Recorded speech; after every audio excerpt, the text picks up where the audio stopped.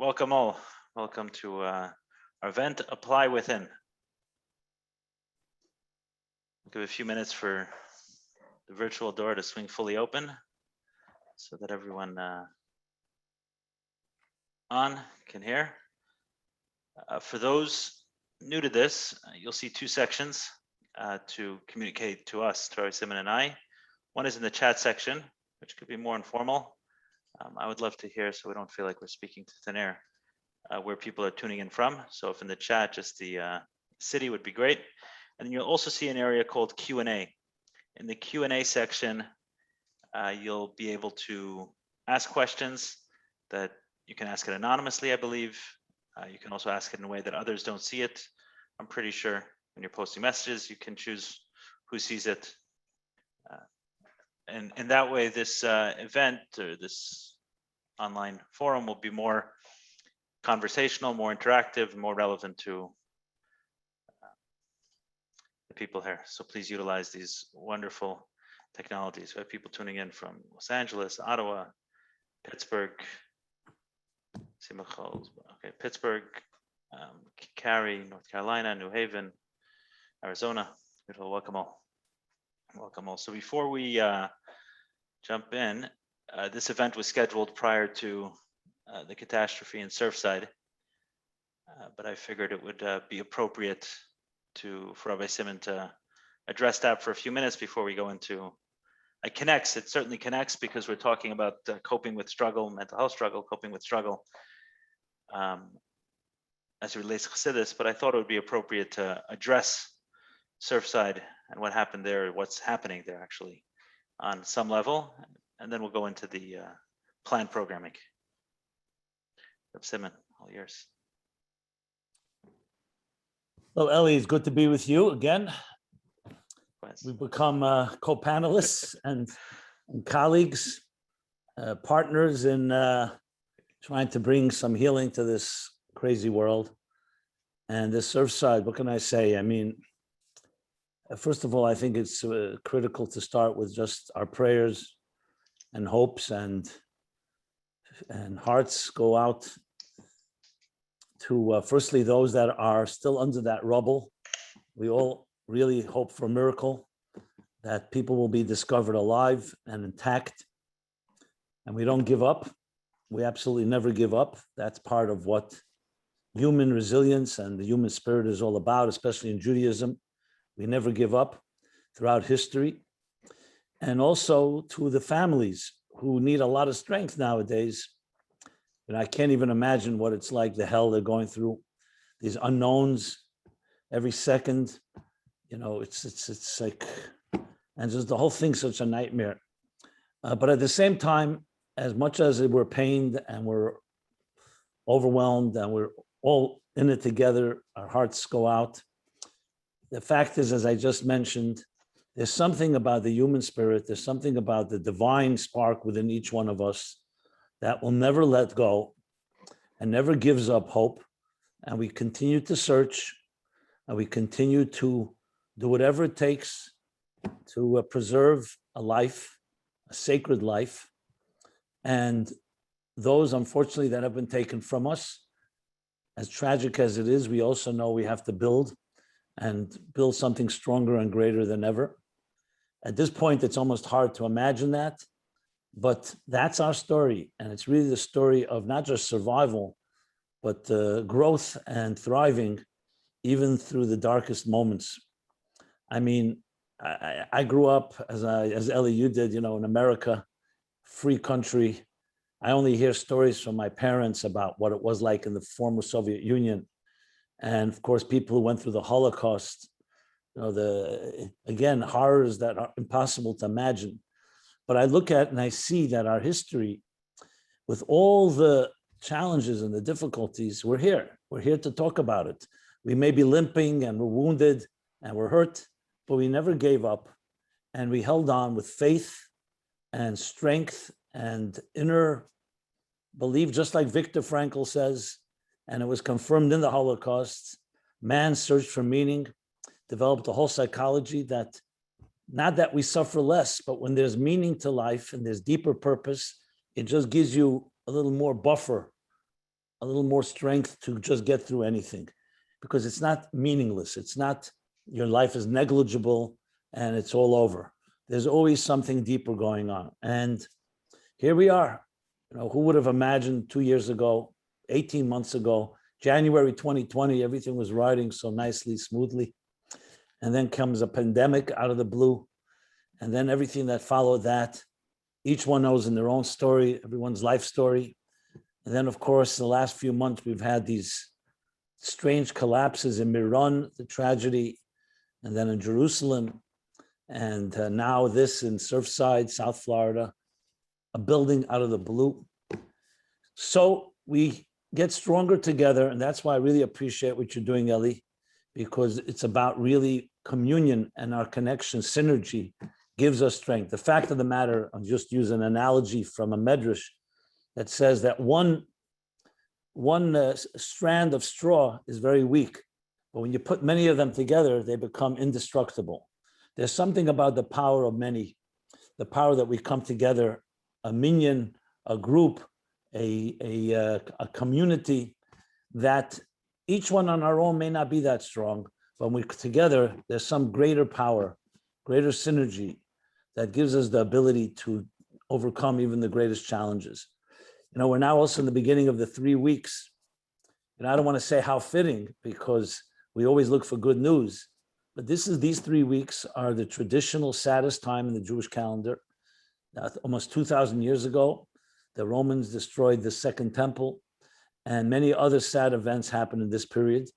And it really represents the sadness and any dissonance and disparity and disconnect in life, psychological, emotional. And of course, on the 17th, this past Sunday, the 17th of Tammuz, which is the beginning of this 3-week period, which concludes with the saddest day, the 9th of Av. What is it all about? The crumbling of walls, breaching of the walls around Jerusalem, the crumbling and the destruction of the temple. And yet, we're here to talk about it, and we become stronger through these difficulties. That life breaks people, but we get stronger in the broken places. And that's really the theme of these 3 weeks. So it's not just about negativity. It's showing that we can get stronger even when there's a break or there's a rift or a rupture in our lives in one way or the other. And that's our message. We don't have answers. The mystery of life and death is something that's unfathomable. But our answer is that we become stronger people, and more commitment to love and more commitment to harmony and connection. We're not going to allow that tragedy to define us and suffering to determine our destiny. Our destiny is one of greater love and greater connection. Sometimes it's very difficult, but that's why we're here. And I feel humbled and honored to be with you, Eli, and be able to connect with all the people that have joined and those that are beyond. Hopefully people will listen to this and we could all get stronger in this process. So yes, Surfside is now so-called ground zero. And we hope it'll never have to happen ever again, anything like this. And we need to get stronger in the process, and that's what we're here to do. You said something about building hope and staying positive and everything else. So a friend, close friend of my wife and I, Ezzy Wasserman, and his wife Hannah, her parents are in the Rabbi Emdr. I was talking to Ezzy the other day, and just discussing what's going on and how the family's holding up. And he mentioned how they're trying to keep as much hope as possible, and affirmations that they're going to be found alive, etc. And I asked him the question. I said, "Is hope the best thing? Is that I don't know. I was curious. Is hope the best feeling right now?" And he said that's the Jewish way. The Jewish way is clear, is that we maintain hope throughout. Where my question was coming from is, I was wondering whether it's almost a second law. Someone is sitting there dealing with the pain and the unknown and the confusion, but still holding on to some sort of hope. And then, God forbid, the hope doesn't materialize the way someone wants. There's a second calamity versus I'm thinking worst case scenario and something positive, and the good news comes out. Then what do they say? One good thing about being a pessimist is either you're right or you're pleasantly surprised. So A, is hope the Jewish way? Is that the, well, he said it was a Jewish way. You seem to suggest that. Where does that come from and what and why? Well, look, remember, hope is not some childish fantasy of escapism where you just deny the realities on the ground. It's saying essentially that even though so-called statistically or naturally this doesn't look good, but I am not going to allow myself to resign and give up because of statistics. If the Jewish people, and he's 100% right, went by statistics and by people's predictions, they would have long disappeared. There's something, I don't want to, it's super irrational. I can't really put my finger on it. You know what it is like? You're a parent, I'm a parent. When you fight for your child and the doctors say, you know what, give up, nothing's going to happen here, God forbid. Or when I hear about a mother who adamantly and stubbornly says, I'm going to connect with my autistic child, even though doctors say there's no connection. So it's not called being nuts or crazy. And the child remains autistic, but I've seen stories where a mother found a connection. There's something about the superhuman power of will that can break through even impossible scenarios. So it's not just about figuring out like, that's an investment, let's swallow our losses and let's move on, It's about the belief in the ultimate goodness of life, the belief that we can achieve things that sometimes don't make any sense. It's the Wright brothers, 150 years ago, decided a crazy thing. They're going to have a flying ship. Imagine someone came to you, Ellie, or anyone. I want an investment of $1,000, $500, $100. We're going to have a flying ship, several tons. It's going to fly in the sky. You'd say you're crazy. But they had this, where it was coming from, I'm not sure. And they did it. And I think it's really a testimony to an unbelievable element inside of us that we should not just define ourselves by the so-called natural logical structures, because there's a lot more to life than just what makes sense. Now, that doesn't mean we aren't prudent. Obviously, we lock our doors because there may be criminals, and we have to do whatever it takes to address the real issues. But I think it's more than just believing that there may be someone that will survive this terrible collapse, but also that we are not going to become losers and we're not failures. And even if it doesn't work out, it reminds me, I remember when Mrs. Waxman in Israel, when her son was captured by the PLO, by terrorists, and they were negotiating with Israel. Israel, of course, doesn't negotiate with terrorists. They found out where he was. The whole Israel was praying with Mrs. Waxman at the Kotel, at the Western Wall. It was a big thing, if you may remember. It was a big, big thing. And they came a minute late. They shot him. So then one of the journalists, I don't even know how they can do that, one of these abrasive journalists says to Mrs. Waxman, so what happened with all your prayers? And she answered calmly, with composure. She just lost her son. She said, we prayed, God listened to our prayers, and God responded. And his response was no. That's such a powerful statement. Remember, this wasn't just a nice line or a bumper sticker. It's coming from the anguish of a mother, because there's something about, we believe in good no matter what, even when it doesn't always work out the way we planned it. There's just a connection to something, and we will forge ahead. And of course, we pray and we want it to change. We want only good. We're not looking for these difficult challenges. And I think your friend Ezzy said it right. That's a Jewish way. Right. So if I'm understanding correctly, what you're saying is that the hope is not fantasy. The hope is maintaining positivity throughout, and each step of the way, it never allows itself to get extinguished. So now I'm dealing with the absolute facts on the ground. So I stay hopeful that it remains positive. If that changes, then I still maintain that hope. So it's really about keeping that positivity and that hope alive. And you know what? If a miracle happens, we'll all obviously celebrate. But it's not like, let's be honest, somebody that has, God forbid, a family member somewhere stuck there, by saying to them, you know what, just accept the possibility that they're gone. And if a miracle happens, you'll celebrate. You think that make them feel better? No, it wasn't about saying as much as, there isn't much to do in such a situation. You send food, and what are you going to do?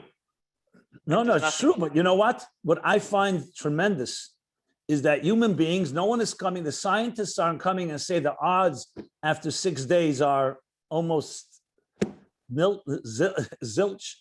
And people are saying this is sacred ground. There are human beings, human lives here. Hopefully, maybe there's a miracle. Maybe there's some wormhole, something that somebody was saved there. But regardless, it's still sacred ground, and we value life. We don't just say, hey, you know what? Let's move on and let's turn this into a garbage dump or something. Right, it's very powerful. You Okay. Yeah. I guess remember, go ahead. No, I was just thinking, it just came to mind. One of the worst possible things is when you read about how the Nazis, Yimach Shemam, they didn't even allow a burial, and they're literally scattered throughout Europe, the ashes of the Jews that were murdered there. And it's sacred ground. To me, the whole thing is a sacred ground because life never dies. The bodies were taken, but the remains remain sacred. And I don't know if you know this, but 24/7, the Chesed Shalemes people are there because in case anything is found, Jewish law is that life is sacred. And you immediately, even if a person is not alive anymore, you don't just say, okay, discard them. You need to treat them with a sanctity. It's an unbelievable message about how we value life and we value a human being's existence, even if once they're gone physically, they're not gone spiritually. I heard something else, and maybe this is connected, that in Judaism, one doesn't mourn until there's a body. Is that correct? Yeah, no, or it's been determined. For example, there may not be a body, like Rahman al-Islam, God forbid, when they cremated Jews, so there were no bodies, but people knew that that person had died. You don't mourn until it's definite, 100% sure, which one of the ways is to find a body or some remains. I mean, today DNA is one of the ways. I remember by 9/11, there were people who, they were vaporized, God forbid, due to the fires and so on. And they never found any remains. The only way was DNA. Yeah, it's... If that, in some cases, not even DNA. Oh, so it's connected. It's connected to that idea of hope. We maintain that hope throughout. Remember, anything you and I and every human being has done, good deeds do never die. In some way they manifest, especially today in science. We know that matter turns into energy. Nothing disappears. You burn a piece of wood, it doesn't disappear. The wood is no longer in the shape of wood, but it's turned into energy, into heat. So there's always a different form. Yeah. Okay, I think it'll connect nicely to our next conversation. So we've spoken a lot about mental health, and we've touched on these topics a little bit, but I wanted to get deeper into practically what it means. Some of these things we hear about Hasidis, for example, within Tanya, when we're told that the Alter Rebbe, who is someone who people came to bring all of their troubles, whether it was spiritual, physical, material, family stuff, and he eventually said, listen, I can't talk to everyone. I'm going to write a book, and it's going to have all the answers within. So included in that should be mental health. You shared with me several months ago an online talk you gave explaining, I think it was a Sikha of the Rebbe Rashab, regarding what you interpreted in it as, I believe, sexual abuse, right? Pagam habris, chilul brisai, as someone who's sexually abused, and the healing is through, according to I don't want to misquote you, but the healing comes through Hasidis. You explained, in a nutshell, it was a Sikha of the Rebbe Rashab talking about a pasuk in Padav Shalom in Tehillim about Shalach Yada B'Shleim of Chilul Brisai, and he explains that as Pagam Habris, which you interpreted as someone who is sexually abused, and being that sexual abuse affects the core of a person, which that point resonated deeply with me. So when you said that at the beginning, like you hit the problem, you defined the problem perfectly. You diagnosed it exactly. Sexual abuse hits to the core of a person. I was like, okay, so that intrigued me, pulled me in. What's the solution? And I'm listening, and the solution, Chassidus. Okay, it sounds nice. What do I do practically? When I had sexual abuse, I sat with a therapist and I did EMDR. What are we talking about Chassidus? When people are struggling with Surfside or with other issues, how are we telling them Chassidus? What does that mean practically? Okay, excellent question. I just want to correct things for the record. The Rebbe Rashab's talk, which was delivered actually the 21st of Kislev in the year Tafresh Ayin Gimel, which would mean basically 1912, the end of 1912. I applied it also to sexual abuse, but what he's actually talking there is about sexual appetites and sexual temptations, and people sometimes abusing themselves sexually in the sense of the sexual drive. So though he doesn't use that word, of course, in English, he speaks in Yiddish, but he's talking about in generally the powerful seductive power of sexuality, which can also be applied to another one of my favorite topics. Pornography. Yeah. Topics, not habits anymore. Thank God. Thank God. Yeah. So when you say it resonated with you, to me, that's a very strong validation, because you're not coming from a point of view, oh, it's a nice idea. You're coming from the fire and experiencing. So I just wanted to qualify and make sure that that's clear. Right. So he talks in general about the power of chilul brise. Literally means essentially violating or defiling your sexuality. It could be self-defilement through people pleasuring themselves, or it can be defiled through another. And so just wanted to get that clear. Yeah. But the point is the same. So your question is excellent. And let me respond in a very direct and candid way, which I think touches upon 2 points. What is sexuality? And for that matter, since we're talking about mental health and mental illness and so on, even though I'm not going to equate sexuality with mental illness, because it's not necessarily the same and synonymous, but I think it all goes under the same rubric, as I'll explain in a moment. And what is Chassidus? Which I think people really have no idea what Chassidus is, even those of us that have learned Chassidus. And I speak for myself. I grew up in a Chassidic world. I grew up studying Chassidus in yeshiva. It's only later when I began to realize its true power and potency, as you said. The Alter Rebbe says there's the answers in Tanya. The way we learned Tanya was a very goynish, very scholarly work, very profound. And yes, there's a lot of depth in it, psychological depth, but you didn't see it, as you said. Can you equate that with different types of psychological therapy or 12 steps? You know, you see it more as lumdus, as scholarship. And it's only through my own efforts and through my own experience that I came to discover that, no, we were not taught what the essence of Chassidus is. So let me put it into my simple English. And this is how I understand it. And why I think Chassidus is the best kept secret.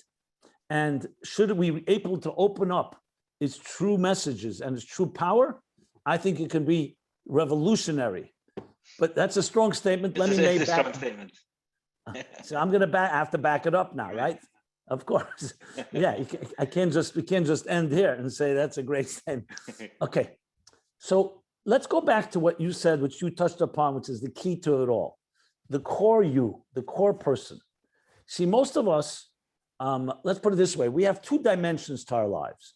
We'll call it the surface level, which is the things we do. We go through the motions, we eat, we drink, we sleep, we interact, we love each other, we bicker, you know, the whole surface level of life.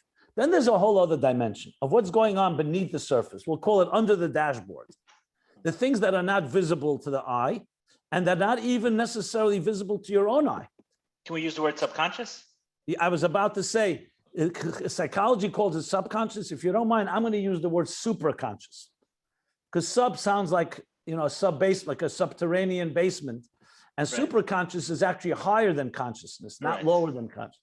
But it's the same idea. Yes, correct. So it's our conscious lives, and we'll call it subconscious, or I'll call it supraconscious life.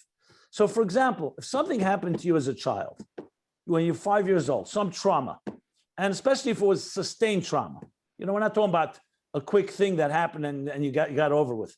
Something that seriously affected the person, the child may not even remember consciously years later, but the impact will be quite deep and quite lasting. For example, people go out and they date. That's the first place where the superconscious becomes revealed. Because when you're doing business, you can, I don't want to say fake it, but you can get by, you can manage, you know how to maneuver.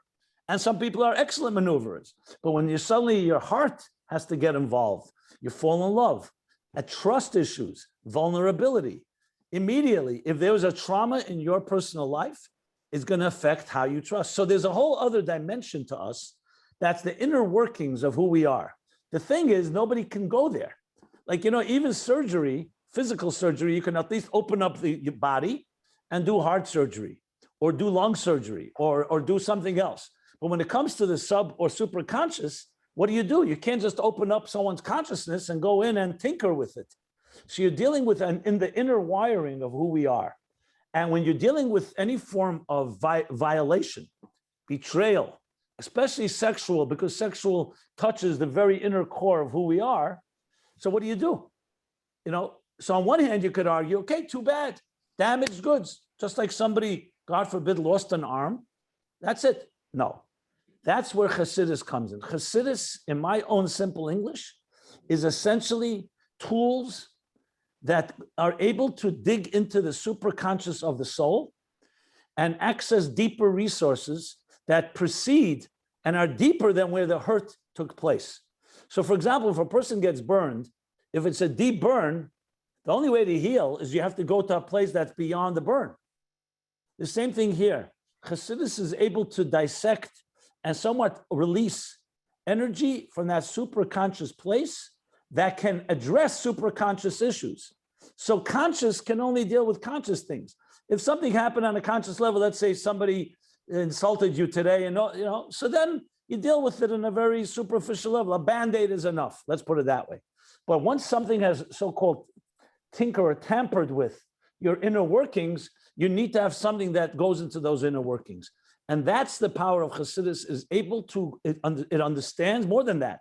It's like going into the DNA of your soul. What the Alter Rebbe, the author of Tanya, was brilliant at, and besides being a great scholar and a holy man and a mystic and a sage, was also his understanding of human nature, which is what he writes. After seeing so many people, he says, I want to put it into a book based on my experience.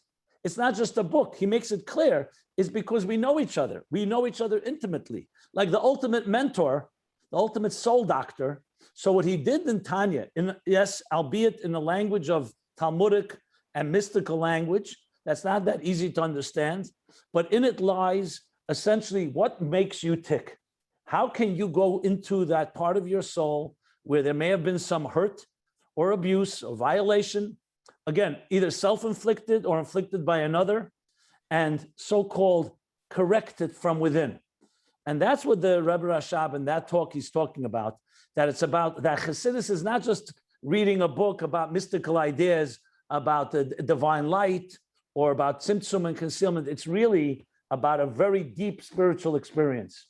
And when you have that deep spiritual experience, it has that ability to do what we call today therapy and others. And again, if this was turned into a modality, which it is not yet, into a formula that can actually be implemented in real interventions and in real therapeutic environments, that's why I say I have no question that it could revolutionize the whole process. And by the way, it's not a contradiction to what's already out there. You can work, and it's not about it's competition. It's all complementing each other. Whatever we have out there, everybody. I mean, I was speaking to a psychologist just a few weeks ago. I mean, this is a talks I have, and I shared with him some of this, and he said to me, really? You have a map of the superconscious? I said, there's a map. There's an actual map. And that was like, he blew him away, because he says, we don't have a map. We feel it out. You know, we try this, we try that. Nobody's seen. And what is that map according to Chassidus? Well, the map is that there's a map of the conscious. There's a map of the superconscious. And I was going to lay it out and as we talk, but I can say it right now, briefly, that there's just like there's DNA and there's the human genome, they're mapping the human genome. The map of the spiritual genome is, I'm going to use a little Kabbalistic terms, but then I'll explain, that essentially the conscious faculties break into 10. 3 cognitive, 3 emotional, and 4 behavioral. Okay, cognitive, that's conscious. The superconscious has 2 levels. One we'll call a transcendent superconscious state that is not accessible directly, but you can somewhat connect with it. And then there's a superconscious that is beyond any conscious experience. There you have to find new ways to be able to reach there. And they actually have names. I can give you the name. What are the Kabbalistic terms? I'm sure we've heard it from Chassidus, but what are? Well, the Kabbalistic terms for the first 3, the conscious is Chabad, Chagas Nihi, which is an acronym for the intellect, for the cognitive, Chachma Bina Dat, which is the 3 cognitive faculties. Chesed, Gvura, Tiferes are the 3 primary emotional faculties. And then there's Netzach, Chayid, Yesod, Malchus, the 4 emotional behavioral faculties. For the superconscious, we call it Keser, referred to as the crown. And that breaks into a level called Atik and Arich. One is superconscious, one is superconscious. And they associate sometimes with, the expression, the 5 dimensions of the soul. So you have Nefesh, Ruach, Neshama, Chaya, Yechida. So Nefesh, Ruach, Neshama is biological or behavioral, emotional, and cognitive in that order. Chaya is like Arich, the lower level of Keser, the superconscious. And Yechida, the very core essence of who we are, is Atik, or the higher level of Keser. But obviously, these words are just cryptic words. Oh, so we'll get to it because I want to unpack it a little bit. But absolutely, you're saying is that Chassidus speaks to this map. Absolutely, and its goal is to reach into the deepest parts of the recesses of our soul. So, as we know, if a person is healthy and well, you don't need necessarily to dig deeper. Everything is working. But if there's some type of hurt, you need to go deeper into the immune system to access deeper strengths of healing.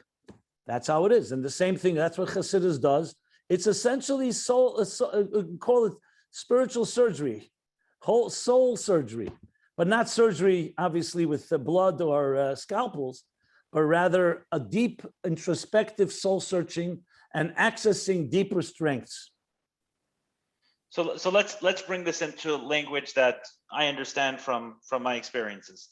So absolutely, yeah, I want to get my head around it. So for me, let's define trauma. There are many different definitions, but one that I like is trauma is not what happens to us. It's not the event that happened. Trauma is what happens within us because of that event, right? That's why it's not important to remember trauma. The trauma is what happens to us as a result of a certain event. And what I found in my experience, like I've spoken a lot about sexual abuse, and I've heard people say to me a few times things like, oh, I never experienced sexual abuse, so I don't know what could have possibly gone wrong. Or, yeah, you went through sexual abuse, so that's somehow uniquely challenging. And I think it's true and it's not true.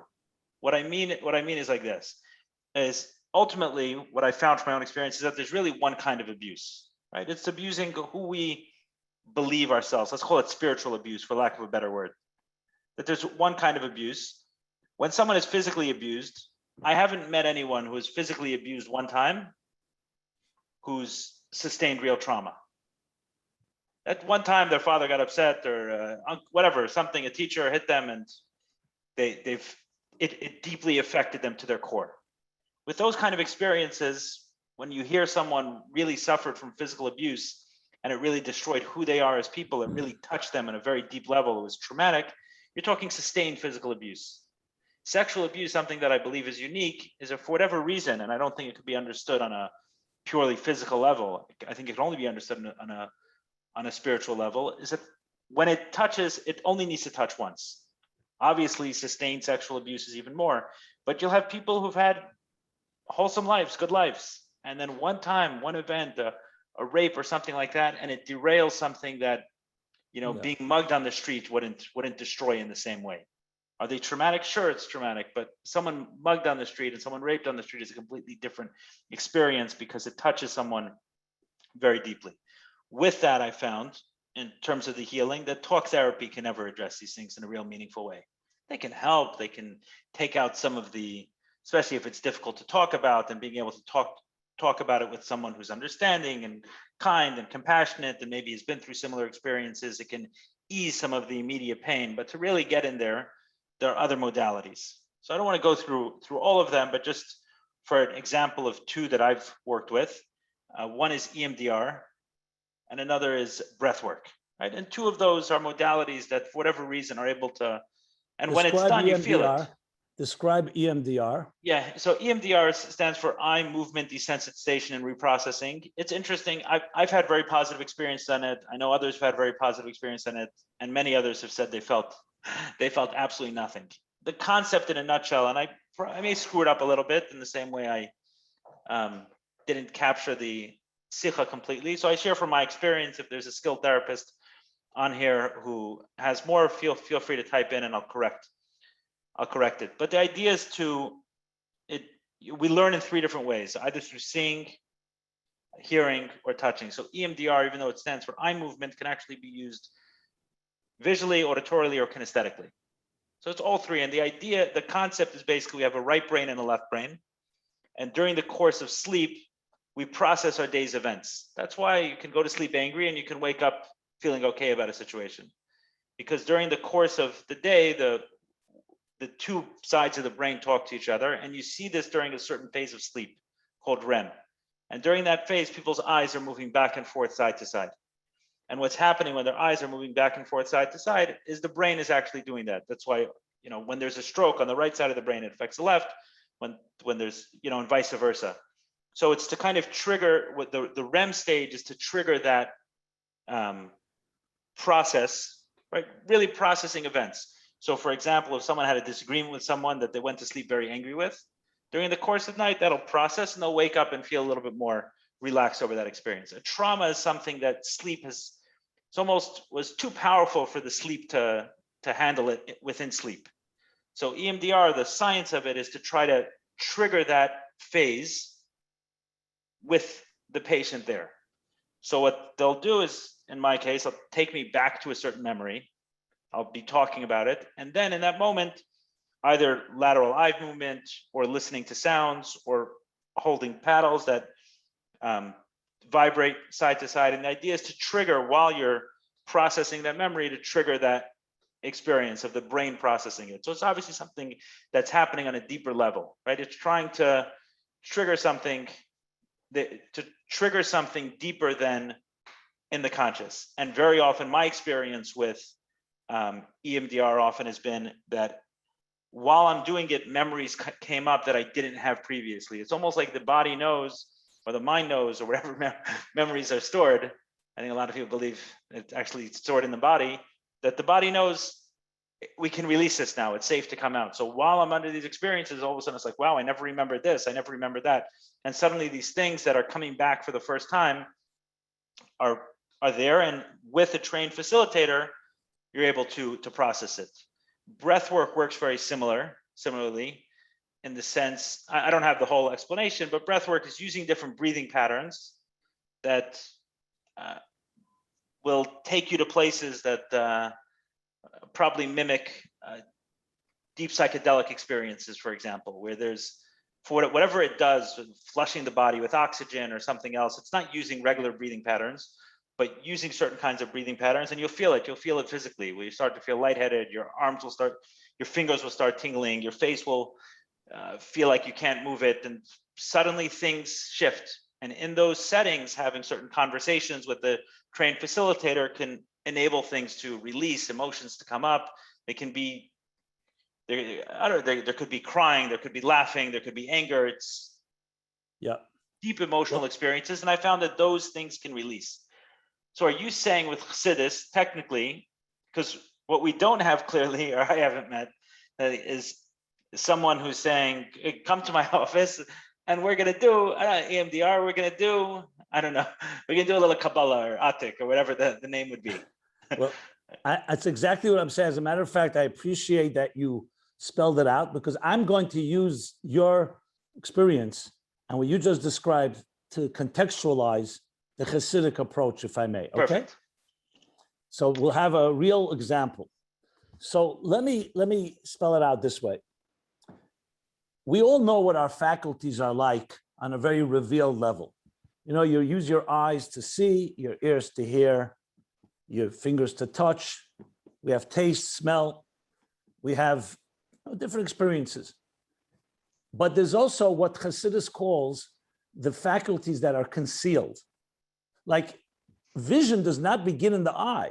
Vision begins in the brain. The neurons in the brain. And what Chassidus will teach you that the neurons in turn originate from the power of vision in the soul. Because remember, a body without a soul cannot see. You can have healthy eyes, but you don't have the power of vision. So the truth is the faculties that we're aware of are really very, let's call them the conscious faculties, are just the tip of the iceberg. Beneath those faculties, within them, lies deeper and deeper connections. Chassidus has an interesting analogy that two people who are blind, parents, will give birth to a child that can see, unless it's a genetic defect. Why? Because what's lacking by those blind people is not that they don't have the power to see, they don't have the vehicle, they don't have what's called the keli, the container, but the power of vision is completely intact within their soul. The soul was never damaged. The optic nerve could be damaged, or the very physical eye can be damaged. So let's now apply this to the rest of our faculties. All of our faculties, in other words, have their origins and their roots in a deeper spiritual place. Now, everything is going well, a person is healthy, and there's no abuse, no trauma, so fine, you can get by with just functioning. But when something was hurt on a deeper inner level, what Chassidus will say, let's go for a journey into the deeper part of the soul that corresponds and where we can do something and trigger. What you're describing to me is as consistent as it gets with Chassidus. The only thing is Chassidic masters have not yet turned it into a modality, but I could see it complementing in a very powerful way. Let me go even further. There's a concept called synesthesia, where people who actually, when they see a sight, they actually hear a sound. And when they hear a sound, they see a color. At Matan Torah, we're told that the Jews saw the sounds and they heard the sights, because they went into a deeper spiritual, yes, you can call it a psychedelic experience without drugs, where they went into the place where the soul, where the wires of sight and sound cross and really can replace each other or even work together. So in other words, when you go into this deeper spiritual states, you actually go into a place that is not yet defined by the structures. So when there is trauma, whatever type of trauma, but a trauma where, and I'll define trauma now. We'll call it trauma as a form of displacement, a form of, we call it exile, but displacement. For example, a child deserves love and we thrive on love. 9 months, we're inside our mother's womb. When we come out of the mother's womb, what's expected in a healthy home, parents that are unconditionally loving and nurturing the child. Love is attachment, healthy attachment. But if somewhere that love has been severed, either by a parent not being there, or by a parent hurting the child, critique, even on basic levels, I'm not even talking now sexual or deeper abuse. But especially if there was some form of sexual abuse or another abuse that betrayed the child and the child now feels insecure, doesn't feel nurtured, what happens? Deep inside the child, in the inner workings of his soul, there's a certain, like it's a fish that's not in water anymore. And it needs, a flower needs water. What happens is the spirit starts withering. Now, if you want to heal, you can't just do something external. Like you said, just verbal or dialogue or just is not enough, because you need to go back into that place of connection. Wherever that detachment took place, that dissonance that took place, you need to connect something on a very profound level. And that is where Chassidus says, okay, we need to travel into inner dimensions of the soul. And it uses methods that I could share that I know. Sometimes it's a methodology called, first of all, just deep spiritual work of really understanding what makes you tick and working on yourself on a very profound level in the deeper superconscious state. Song is a powerful one. You mentioned breath. Breath, if you look in the Torah, right in the beginning, what is a soul? Breath, neshama, and neshima in Hebrew are the same words. Vayipach ba'apav nishmas chaim. God breathed the divine breath into the piece of clay, into a piece of earth, and that made a human life. So breath to me, like he says in Tanya, chapter 2, comes from the innermost parts of divine and also the innermost parts of who we are. That's why to me, it's not at all surprised how breath can enter into those inner parts of who we are and rewire things, trigger things as you explained it. Yeah. No, I've experienced it. What I've experienced, my experience on breath work, for example, is a very it's not a logical experience. So the way they describe it is that breath is energy, right? And as you're flooding the body with oxygen, it's going to hit up against those experiences that are blocking it from flowing through you. So and let me add, and when it does, it'll release it. And what Chassidus adds to that breath isn't just energy; it's divine energy, which is essentially the force that gives you life and alignment. And if there's a disalignment or some form of trauma that disconnected things, there was a rupture, something broke, that by accessing that divine energy, which is basically going back to the source, is realigning a broken machine and fixing it from within. That would be, which is very interesting. It's very much associated. You're talking about Surfside. We're talking about Surfside.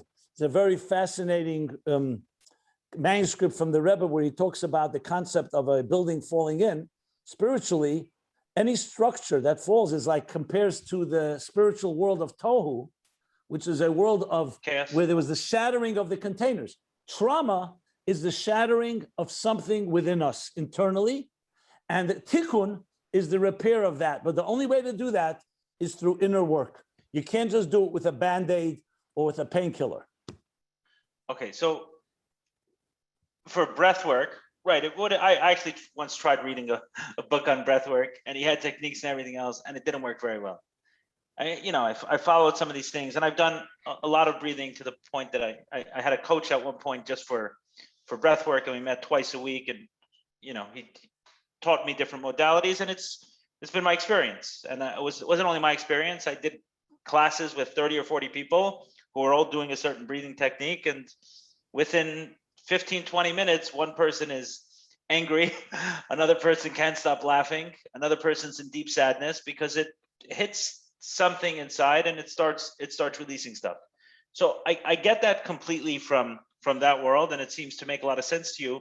My question is, you're almost saying like there's this modality. Oregon recently passed a law in this year that they approve some sort of psilocybin therapy, okay, some sort of psychedelic therapy, but meaning it's technically legal, but there's actually no one approved for it. So over the next couple of years, they have to figure out who can be trained and who can facilitate it, and everything else, and everything else. So it almost sounds like what you're saying is we're in that phase. Like you have this approved therapy, but we don't have any trained facilitators that we can go to, unless there are some that I don't know of. But no one's ever.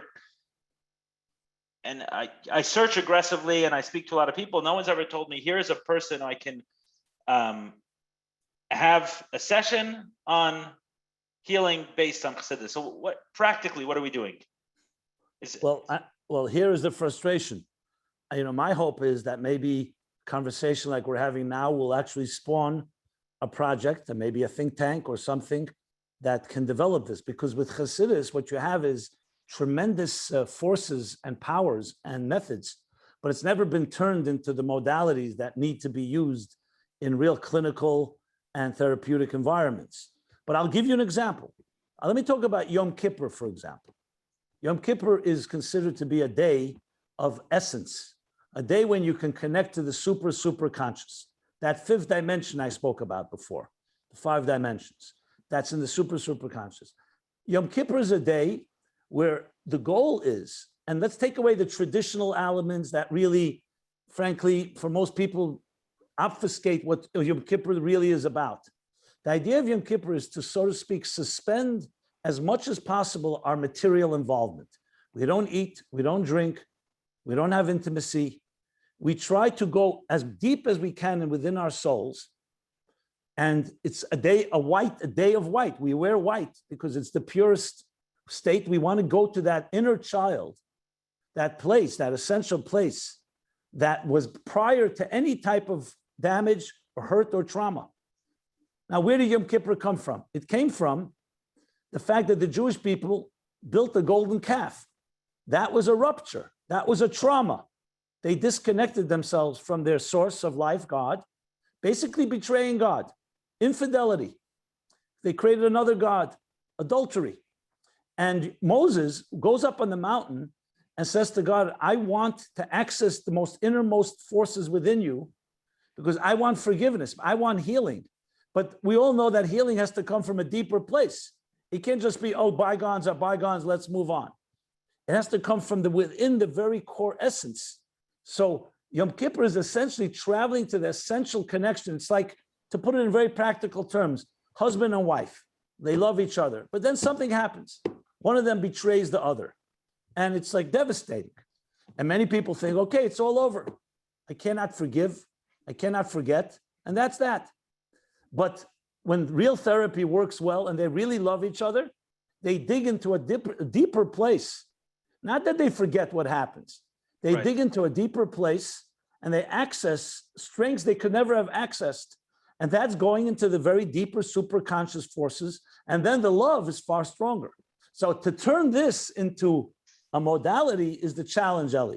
I admit that. I cannot tell you anywhere you can go right now where a Hasidic practitioner can tell you, here's how we do it. I think what I'm sharing are key points, but it still has to be turned into an actionable plan and so on. And that is what's needed. Someone mentioned here that Rav Daniel Katz, who I've actually done a couple of podcasts, done a couple of these conversations with,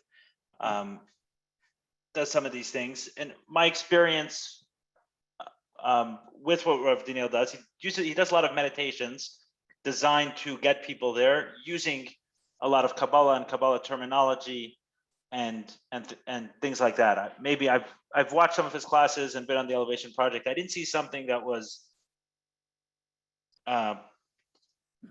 clear in that way. I saw meditations that are meant to take someone to a certain level. I know if Daniel talks about that, is that a way of accessing Kabbalah in that way, but I don't know that he does quite what we're talking about here. Maybe he does, and he can correct me, or someone has had that experience with him, but I've seen him lead meditations, which are very powerful, and I've attended some of his meditations. And like I said, have had some conversations with him on the topic. But I mean, is Rav Daniel recommending for the one who put it here, someone who, let's say, had sexual trauma or other kind of trauma, to sit with him as, I don't want to say opposed to therapy, because Rav Simon mentioned that it can complement it, but that would be something that can reach someone on that level? Is that the recommendation? Is that what you're suggesting?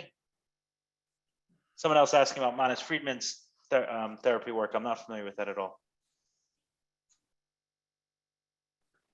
You're asking me, or? No, they're putting it over here. I'm actually asking the people who are mentioning it. It's not been my experience. I don't know anything about Manis Friedman's or of Schoenbach. I'm not sure of these things, but I'd love to hear. I mean, that's the question. Let me ask a different question. Practically, what do you see? You're saying, okay, maybe a think tank could be formed. What would it look like practically? What do you think? What would a session look like? I've described what a session of breath work may look like, either an individual session or a group session.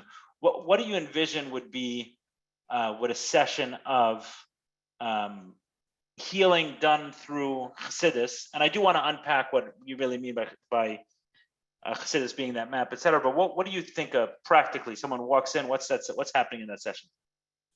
Are they learning a mimer? No, that may be part of it, but it's a lot more than that. I would say that the most important part of it is really to, first of all, let's call it the practitioner, whoever is the mentor or what do we call it, the spirit soul doctor, the facilitator, whatever. Yeah, has to be able to connect with the person. There has to be trust. There has to be an element of openness, and that can take time to develop. But once you get to that place, what you really want is a person to feel comfortable, to be able to explore deeper parts of their own soul. And that could be step by step. I don't believe in an assault on the human psyche where you're just going to go into this deep surgery, It's about a process of slowly. Right, and that's consistent with therapy as well. Right, of course.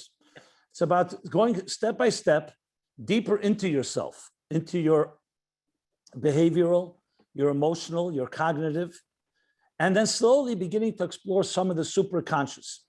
And you do that through different exercises. It can be a meditation on Moda'ani. Thank you for returning my soul. What do you think about in the morning when you say that? What is the soul? What does it mean to you? And so on. So there's a whole dimension of different experiences that you can actually bring Jewish exercises, and perhaps in a way like it's never been done before. And as a result, whether it's through prayer, I usually think of cognitive, emotional, and behavioral as a spiritual spa: study, prayer, and action. Study is not just you're learning a mimer or you're learning a text. You're actually recalibrating and reconditioning your mind.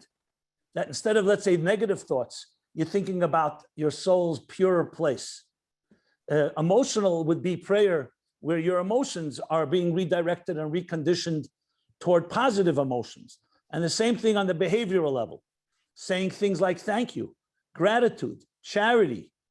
There are a lot of things that we take for granted. We just see them as mitzvahs and good deeds, right, when in truth they are truly healing agents that people appreciate today in many different ways. So now, when you go deeper, the superconscious is where you're starting to access things that are not so conscious. Sometimes a song, a niggun, can trigger something from a deeper place, a deeper memory. It could be a positive one, it could be a negative one. And as you go along, there's actually in Chassidus different exercises that touch different parts of the soul. Like I mentioned, Yom Kippur is a very yechida, the fifth dimension. But before you get to that, there's the fourth dimension.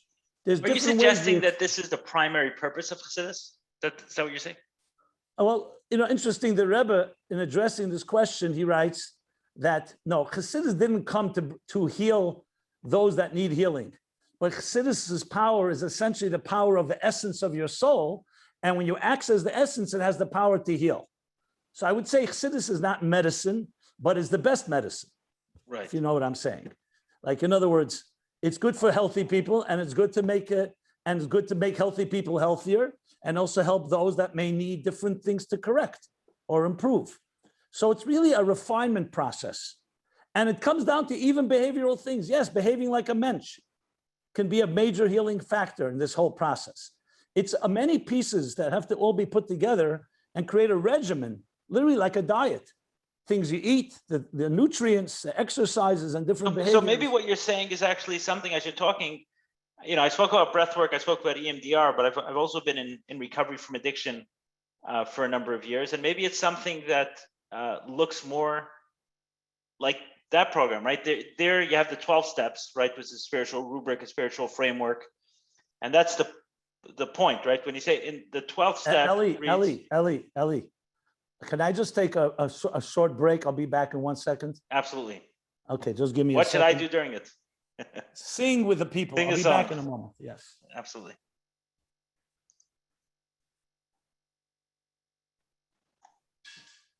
I guess some housekeeping things. So the chat section, as chats come in, it kind of, I see them for a moment, but then another one comes in, whereas the question and answer is structured in a way that allows us to see each one. So if you have a question that you're hoping to get answered, I would encourage you to not consider the fact that you put it in the chat and put it in the question and answer section, which I'll get to your questions as soon as I'm done asking my questions.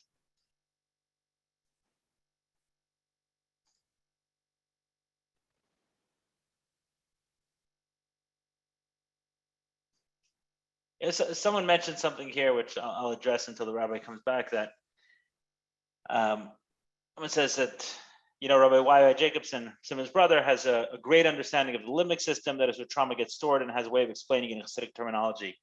And I'm not speaking for Rabbi Y.Y. Jacobson and how he arrived at it, but I often, like in my own experience, I often feel like I came upon something in in the 12 steps or in breath work or in some other therapy, and then I found something that sounded similar in Chassidus and said, oh, look, here it is in Chassidus. But the original place that I found it often was in Chassidus. It was nice that afterwards I found support for it within Chassidus, but when I read that the soul was implanted by breath, that didn't get me to take up a breathwork therapy class.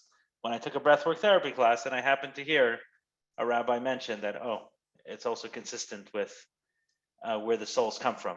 And that's part of what I'm trying to get to with this conversation, is that, yeah, there seem to, oftentimes we find something that then has support within Judaism or within Chassidus, but I myself have not found it as the place to find the original information, only to support the information I found out there that resonated. And being that there's nothing wrong with a little bit of silence, so we'll use the next few minutes for a silent meditation while the rabbi comes back.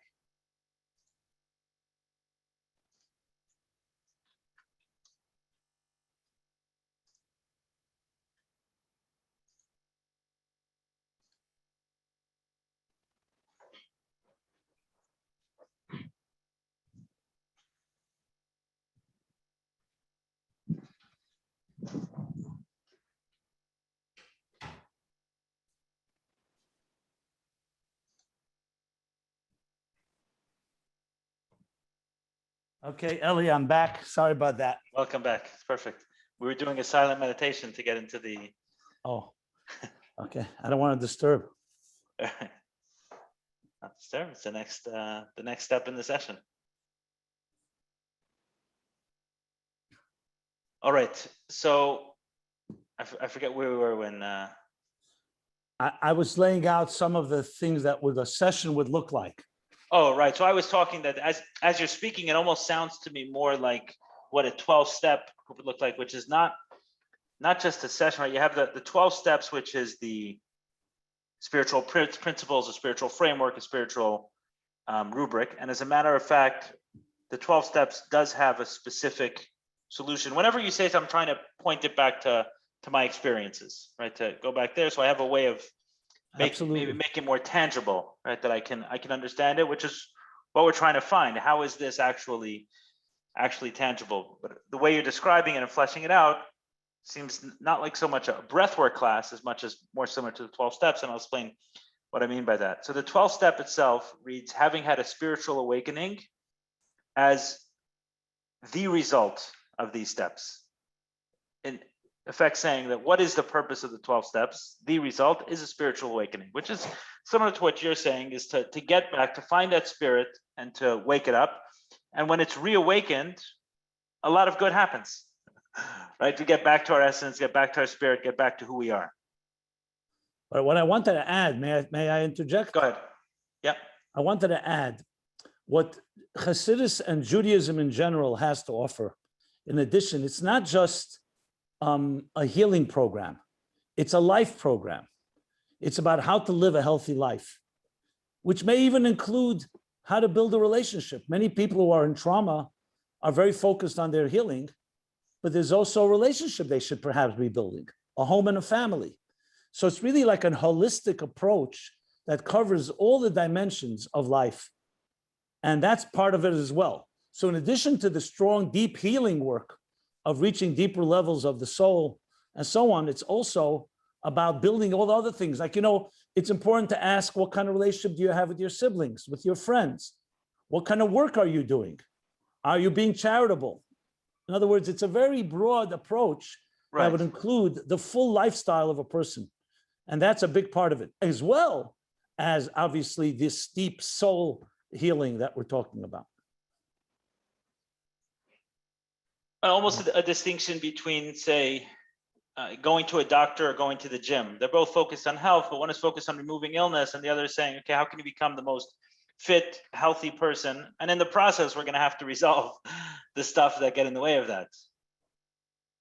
Yeah, look, it's like, when you go sometimes for an X-ray, let's say an X-ray of the lungs.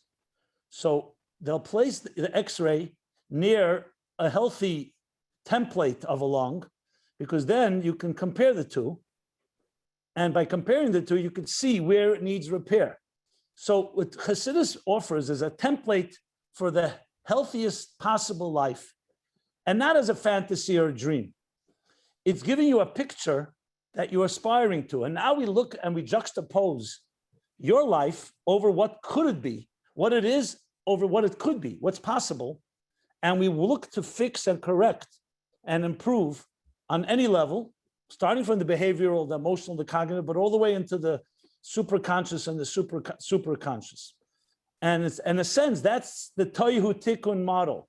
Tohu is a world of chaos, trauma, dysfunctionality, fear, insecurities, and all that comes with that. Tikkun is a world where things are realigned, recalibrated, rebalanced, integrated. And it's not just words. You actually go into specifics. What is your chesed like? Your love. And you explore love. What is your gvura, your discipline, your restraint like? You know how to discipline. What is your compassion like? What is your determination like? I'm literally going through each one of the spiritual building blocks of what makes you tick. And you look at where you are and where you could be, and you work toward that. One of your books is the Omer, right? That you have going through the 49 days. Right. Is that similar to what you're talking about here? Yes, absolutely. It's a piece of it. That goes through the 7 emotions, and the emotions as they are within the emotions. What is the love of your love, the compassion of your love, the discipline of your love? Exactly. Right, interesting. So you're saying that less than looking at the dysfunction or the trauma or the problem, it's, okay, here's a map of your potential. Here's a map of what could be. Let's find the areas that are lacking, and whether it's reached the point of trauma or problem or illness, by making it optimal, right? Let's consider a scale of 1 to 10, right? Anything under 5 is considered illness. Anything over 6 is not considered illness anymore. But if it's not 10, then we know we have to work on that. And that's why it's kind of like a never-ending journey, Right. nothing to do with illness. But if it's addressed, then it'll automatically take care of the illness. That's what you're saying. Yeah. I'll even add a third step. I would say there's who you are as you were born, like freshly fallen snow, the pure you, the inner child you. There's what happened to you that caused maybe something to be misaligned or distorted, some trauma. And there's how do we get back on course by accessing that inner force, those inner forces, and now digging deeper to be able to find that. Many ways when we say the word tshuva, which many people think is just repentance on a sin, I'll put it in psychological terms. Tshuva is returning to the essential you before it got distorted, before something You used the term displacement before. Would the word alignment be the opposite? Absolutely, absolutely, absolutely. Alignment, misalignment, displacement versus balance. Right. Yeah, exactly correct. So you're saying tshuva is realigning to who you are.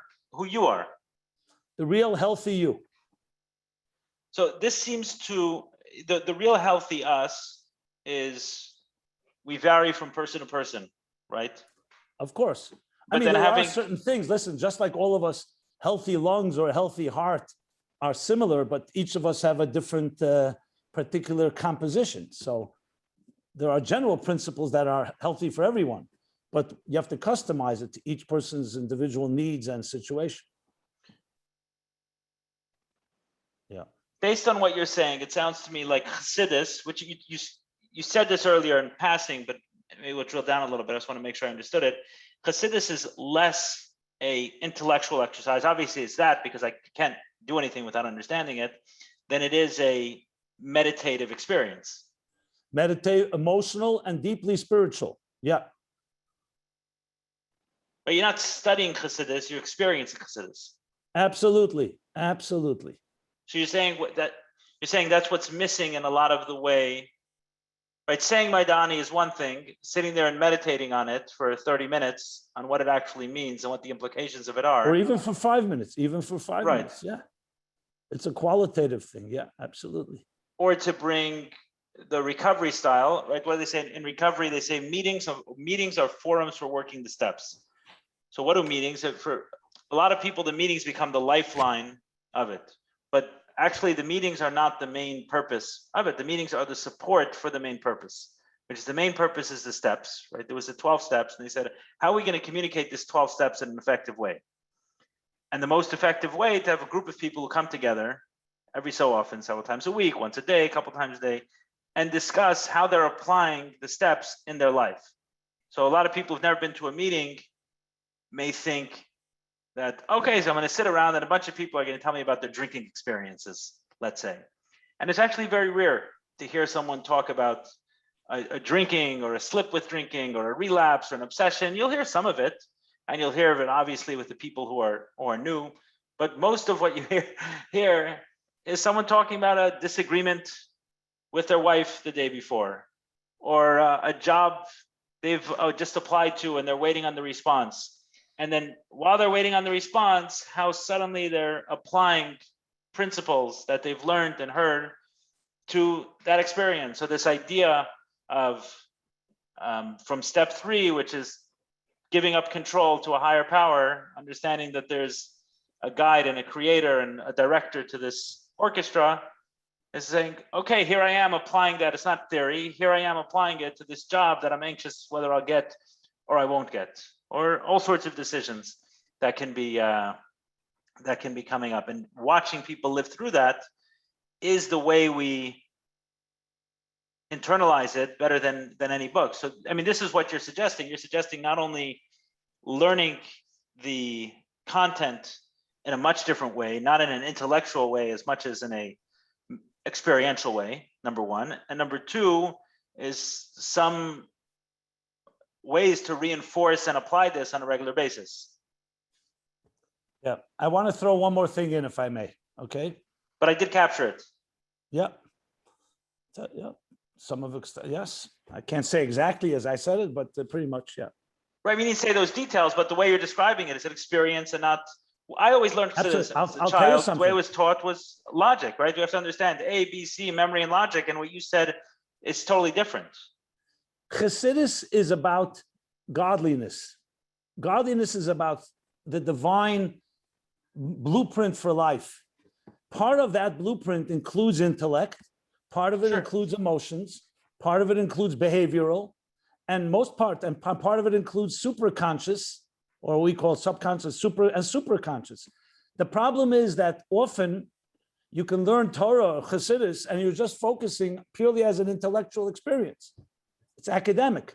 Right. It needs to be complete. Let me tell you something.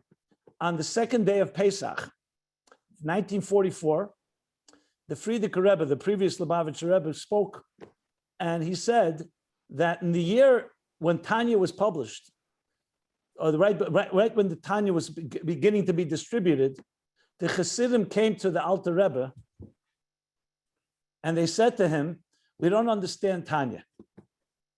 And the Alter Rebbe responded, he said, because a half a thing can't be understood. What's the other half? You know what he said? Nigina, singing. Not just singing when you read Tanya. Song, it has to be experiential. What does song do? When you hear a beautiful song, it's not intellectual. Correct. It touches you. It resonates. So he was saying that for Tanya to have its proper effect, you also have to have that ability, that resonating element. You know, when I read it the first time, I said, you know, no one ever told this to me. Right. So that Tanya that I heard that from you once before. I never heard it before. Yeah. Yeah. And the Alter Rebbe who says that you'll find all the answers, but you can't find it with half the story, half the formula. Where does it say this? In the second day of Pesach, 1944. The Friedrich Rebbe said it. Yeah. Right. And so what I would think from that, turn that into a modality, we'd need some form of music therapy. Bring music and song into the picture. You know, deep songs, especially Hasidic songs, reach very deep into the soul. They evoke, they can trigger tremendous emotion and tremendous experiences from a very deep place, if done correctly. Again, not like a mechanical song, you just sing it and move on. Seeing it in that way. What's required, Ellie, is taking it seriously and looking at it as a very internalized, intimate experience. Intimate is the word I want to use, because I want to go back to sexuality. The word in Hebrew for sexuality is das, intimate not just knowing something, but intimately, personally connecting with it. That is why when sexuality has so much beautiful power, it can give birth. It's the essence of love, two people becoming like one flesh. But it could also, when it's abused or hurt or violated, can also create very deep damage. So intimacy, it's about experiencing intimacy. What the Rebbe Rashab is saying, Chassidus is intimate experience of godliness, of the divine, which isn't just understanding something. It's understanding in an intimate way. Now with that, I wanted to just, if you don't mind, I want to just, since we're ready, yeah, we're there. Since we're going on a journey here. Yeah. I want to share the following. And whenever I share this, people who've taken psychedelics think that I'm talking about a psychedelic experience, but it's a Chassidic experience. The interesting thing about, well, let's talk about the conscious and the superconscious. We spoke before that the conscious is on the surface level, what we are conscious of. The superconscious, we're not aware of. We only see its effects. You know, it's like a magnet behind the wall that's affecting you, but you can't see the magnet. You know, it causes metal to move, but you don't know where it's coming from. So there's something even more fascinating. How does the superconscious speak to the conscious? Can we create a bridge between the two? And here's what, this is some of the deepest discourses of Chassidus say the following, based of course on Kabbalah. They say the following. They say that the superconscious and the conscious have a thin membrane, like a very narrow channel that they speak to each other. And the way it's explained is that when you, for example, have an idea, like, you know, say you're dealing with some dilemma, a personal dilemma, a dilemma at work, and you can't find a solution. You're racking your brain. And then suddenly, the flash of an idea, you know that moment. It's called a flash, a spark. So Chassidus explains, that's chokhmah. Chokhmah is like koyach ma. Where did that come from? Where did that idea come from? And it explains, you don't know where it came from because it's like a drop of water coming through a faucet that's connected to a reservoir, which is called the koyach hamaskil or chokhmah stima, the superconscious intelligence, what some call the collective unconscious, but it remains concealed. When a drop comes through, it's like the faucet, a drop of water, but we know that water is coming from a pipe, and that pipe is connecting to a reservoir. Consciously, you only feel a spark. Then you develop it, and that's called bina, expounding on it, elaborating, fleshing it out. But the spark is the place where the superconscious meets the conscious. But let me take this a step further. It's not just a spark of intellect. You know what it is? It's a flash of a higher awareness. It's like when a person has an epiphany, like, and they say, oh, wow, you're standing in front of nature and you're in awe. You sense something that's beyond you. The mind really is not an intellectual machine. The mind is the capacity for a human being to imagine, to dream, to aspire to a world that's higher than your emotional subjective reality. So why? Because the mind is able to, in a very interesting way, access, not directly, but indirectly, the superconscious state. And when you have that, you have hope, and you have the ability to access new strengths that you may not think were possible. Well, we go back to before when we spoke about hope and so on. So it's really where the conscious meets the superconscious is the critical place where real healing can take place, because a person who's been traumatized has to access the superconscious, right, but they have to bring it into their conscious lives. So here, this is something that I could tell you, we could speak for hours.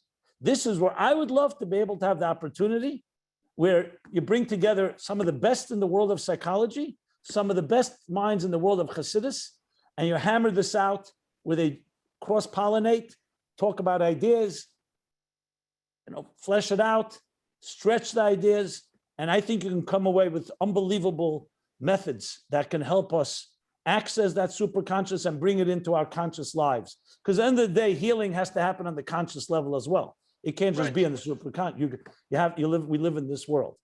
Isn't that quite fascinating? Maybe we can help facilitate some of those conversations. Someone here mentioned that the word for that place in psychology is the preconscious. Okay, fine. Look, I find this fascinating. I really do, because in Chassidus it talks about it in detail. I only touch the tip of the iceberg. It touches in detail the different levels of how the superconscious moves. And interesting, it says in Hemshech Samach Vav, that's a classic series of discourses by the Rebbe Rashab as well, delivered in the year 1906. You know what he says there? He says there are two ways to access the superconscious methods. One is through exertion. When you push yourself, you exert, like you have a dilemma and you're trying to break through. The exertion opens up new channels. And the second, he says, is Kabbalah soil. When you're totally committed to something, completely, like a soldier committed to the military, just absolute commitment, where there's no such thing as maybe optional, I must get it done. Like you're given marching orders, you must do it. And that too has a power to open. Is there an optimal way between the two? They really work with each other. I think both methods should be used, and they probably both have an advantage over the other, and they also complement each other. Right. They can do it together. When you have that total commitment, remember, which is critical in healing, because if it's optional for you, then you know what, today I go, tomorrow I don't. That total commitment causes you to exert yourself and work hard, because you're invested. It's not arbitrary. Yes, I think that I'll often get calls from people and asking about that, the healing and what I did specifically. So I said, well, I can get into the details, right, or what I'm doing specifically. I get into the details, but the details aren't as important as the whatever it takes, right? The absolute commitment to I'm going to heal. I think that's also, I've spoken about this here. It's like you're saying it differently, but I've often said that the demands of recovery are in some ways more demanding than the demands of a religious life, because it wants all of you. Where religion doesn't. I didn't in some way, but you're saying differently. I will correct you. No, the demands of religious life as we know it, if you really knew what religious life was, which was a deep spiritual life, not just going through rituals and mechanics, I think then they are very similar, because a true religious life, a true spiritual life is constantly about growing, improving, refining. There's no such thing as just being in your religious comfort zone. And okay, we're going to do a Seder, we're going to do Shabbos. It's a constant process of growth. There's an expression that the true righteous travelers don't have any peace, not in this world, not in the world to come, because they're always traveling. They're always restless. There's no such thing as taking vacation, Right. What was that? Yaakov was punished or something for wanting. Yeah, but the point is that it should be a healthy restlessness. Right. There's that restlessness in the process of growth, of always seeking more. Understood. So listen, let's sum it up and get the questions. What you're saying is essentially, you agree with me. What I mean, you agree with me is that the fact that I haven't found it. I also hope I've added something to it. No, I know, but what I'm saying, that in the sense that you're not saying to me you haven't found it because you're not looking at it because because your eyes aren't open. You're saying we're actually only doing half the thing. We're teaching the intellectual part of this, and we're not teaching the song. That's what I mean. Just like people who are cultural or mechanical Jews are just doing the mechanical part and not doing the soulful part. Exactly. Right. Meaning, so when we tee up this conversation, right, your conclusion, obviously, I mean, it's clear from your life and who you are that your conclusion was going to be to this question of whether or not mental health can be found in Chassidus, was the answer is yes. But it wasn't obvious how you would get there, and it surprised me as well, and I'm sure a lot of the people listening, is that acknowledging, opening up a book, opening up a sefer, and just learning Chassidus the way many of us were taught is not the experience that the Alter Rebbe spoke about when he spoke about Chassidus. Look, they're holy words. They are holy words, so they could have an impact just by their power. But I'm not discounting that, of course not. Yeah, but if you really want the impact, it has to be, like he said, with a song, with an internal experience. It's like anything in life. Can you go to any teacher and master and they just tell you something and everything is solved? Right, 100%. I was thinking of like a chef, you know, he makes an amazing dish, but you end up getting it in styrofoam. It's still a good piece of meat, but it's not the same. Like part of it is all of that experience of there's everything there, there's the content, which is the food, there's the presentation, there's the delivery, there's the service, there's all of that is an essential part of the experience. So you can study your entire life about the superconscious, but if you don't apply it to your life or to any other life, it remains an abstract concept. Just like a psychologist may know an idea, but he never applies it to life. You know, so what? It's just like a formula. Right. Okay, so this is what I meant by you agree with me is that you agree with me on the issue, right? Meaning what I'm experiencing, you agree with, but you're actually putting a challenge forth to yourself, to everyone, to the larger Hasidic community, to say that it has to come out of the books and into actual experience. The Chassidus has to become an experience that's fully felt. It reminds me of someone asked, was it Rabbi Tursky, why he refers people to church basements when they need healing, when they're learning the 12 steps. He said, doesn't everything exist in Tanya and Musar? Like, what are you sending people to there? He said, if you find me a book, I didn't realize how profound the statement was until this conversation, but he said, if you find me a group of people reading Tanya or Musar, like their life depends on it, I'll send them there. But in the meantime, I only know 12 step groups for that. But that's what you're saying. Absolutely. You know, because unfortunately, and I don't like to be negative, but sometimes religion can actually be an obstacle, not because religion is, but because when people think, oh, I'll just eat a matzah, I'll keep Shabbos, I'll eat kosher, and all my problems are solved. And they don't internalize it. So it actually becomes almost like a religious addiction that blocks you from healing because you're not really internalizing it. You think, I'll just automatically eat these magic pills and it will just solve all my problems. You know, I deal with this all the time. People who, let's say, have issues, husband and wife, and they said, you know what, we decided we're going to be more religious. I said, why don't you talk about talking to each other? What about communicating with each other, being nicer to each other? No, our mashpia, our teacher told us you should be more religious. So I'm not taking away, everybody can be as religious as they like, but sometimes you think that's going to solve it without really the work. No, there's work needed. So yes, Judaism has great tools, but like many people keep Shabbos, but they're not Shabbosdik. You know how powerful of a healing agent is Shabbos? The idea that once a week, you don't go to work and you need to be with your loved ones and there's no technology and there's no texting. You know how healing that could be if you did use it properly? But if it just becomes, okay, we eat the meal, we sing, we bicker, we argue the same chant, you know, becomes a mechanical thing, you're losing such an opportunity of a spiritual day that can so energize and reinvigorate your life. That's a perfect example. Shabbos is such a healing power in that sense. It's a time to be close. You light candles. It's intimate, warmth, but it's not always used that way. And people think, I did Shabbos. No, you didn't do Shabbos. You did the technical. You went through the mechanics. You went through by rote. You went through the motions, but you lost the whole spirit of it. There's a spirit involved. So I guess hearing you speak in this way, and it's interesting because although we've done a lot of these lives, something about the one-on-one allows me to understand, and maybe it's a topic also that allows me to understand you better in your passion. So you almost now I understand the Chassidus Applied every week, the class that you do, because for you that's exactly. I say that's a big focus for you.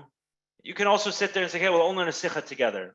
But it's like, okay, I'll learn a sikha together, but that's not what I want to know. What I want to know is, practically speaking, people's everyday life's challenges. How can we get together to talk about how the books behind you can be applied to what's actually going on in people's lives? So if you were organizing a high school for yeshiva students, people who grew up in Crown Heights like us, not trying to outreach, not trying to make it cool. The kids are going to be there. The kids are going to be there anyway. How would you design the Chassidus program? Because what I'm hearing also is that some of the challenge may be that we're learning Chassidus the way we're learning Gemara, right? Gemara, you don't have to turn the music for, right? It's much more of an intellectual exercise. But then at the end of the day or in the morning, you flip open Samach Vav or something else, or Chassidus, and reading it in that same way, you're missing the other half of it. So what would it look like practically if there's a teacher now who's teaching high school? What would you advise that? I don't know if the principal will go for it, but if he could, what would you advise him to do? Well, actually, I've gone through this exercise. I have advised. I've even spoken to students and to schools. My advice is very straightforward. As soon as the youngest age possible, you don't even have to be a teenager. It's about spiritual education. It's about teaching the child, the boy or the girl, about their soul. In the morning, when you wake up, have them think about what makes you tick. Obviously, in a language fitting to each age accordingly. So I would not just sit. It's fine to learn Hasidis. There's always a need to learn some text. You learn the Aleph Beis that way. You learn the language. But you want also the music. It has to be a class where people, with the kids, whoever's attending, feels, wow, I'm learning about myself. I'm learning how I work. If I get angry, where's that coming from? If I have jealousy, if I'm bullying someone, or I'm being bullied, you start to talk about the things that define who we are in a language that speaks to them. You find in the Maimorim of Chassidus, in the discourses, the terms and the expressions, but always make sure it's personal. If it's not personal, they're going to learn that Chassidus is, like you said, Gemara or Shulchan Aruch. Like someone told me, I said, you learn Chassidus? He says, yeah, 39 melachas and 10 spheres, all in one sentence. Right. Okay, like a bunch of numbers. He's got numbers worked out. So yes, I would teach it in a very personalized way. Make sure the students apply it. Like, for example, at the end of the week, you're going on Mivtzayim, like you're going out to speak to other Jews about Yiddishkeit. Take something we learned in Chassidus and learn how to communicate that. An insight into human nature. What is chesed? What is healthy love? What is not healthy love? I would take items, I would make everything relevant. The key operative word is relevant and applicable to your life. It's not that difficult to do, by the way. The problem is we gotten stuck in a rut of just doing it the same old way and not forcing the issue. I would make sure everybody knows what the Alter Rebbe said, that a niggin is half of Tanya. Not just the text, but the niggin. Do you hear the niggin? Do you hear the song of Tanya? Do you hear the song of Chassidus? And I would work very deliberately.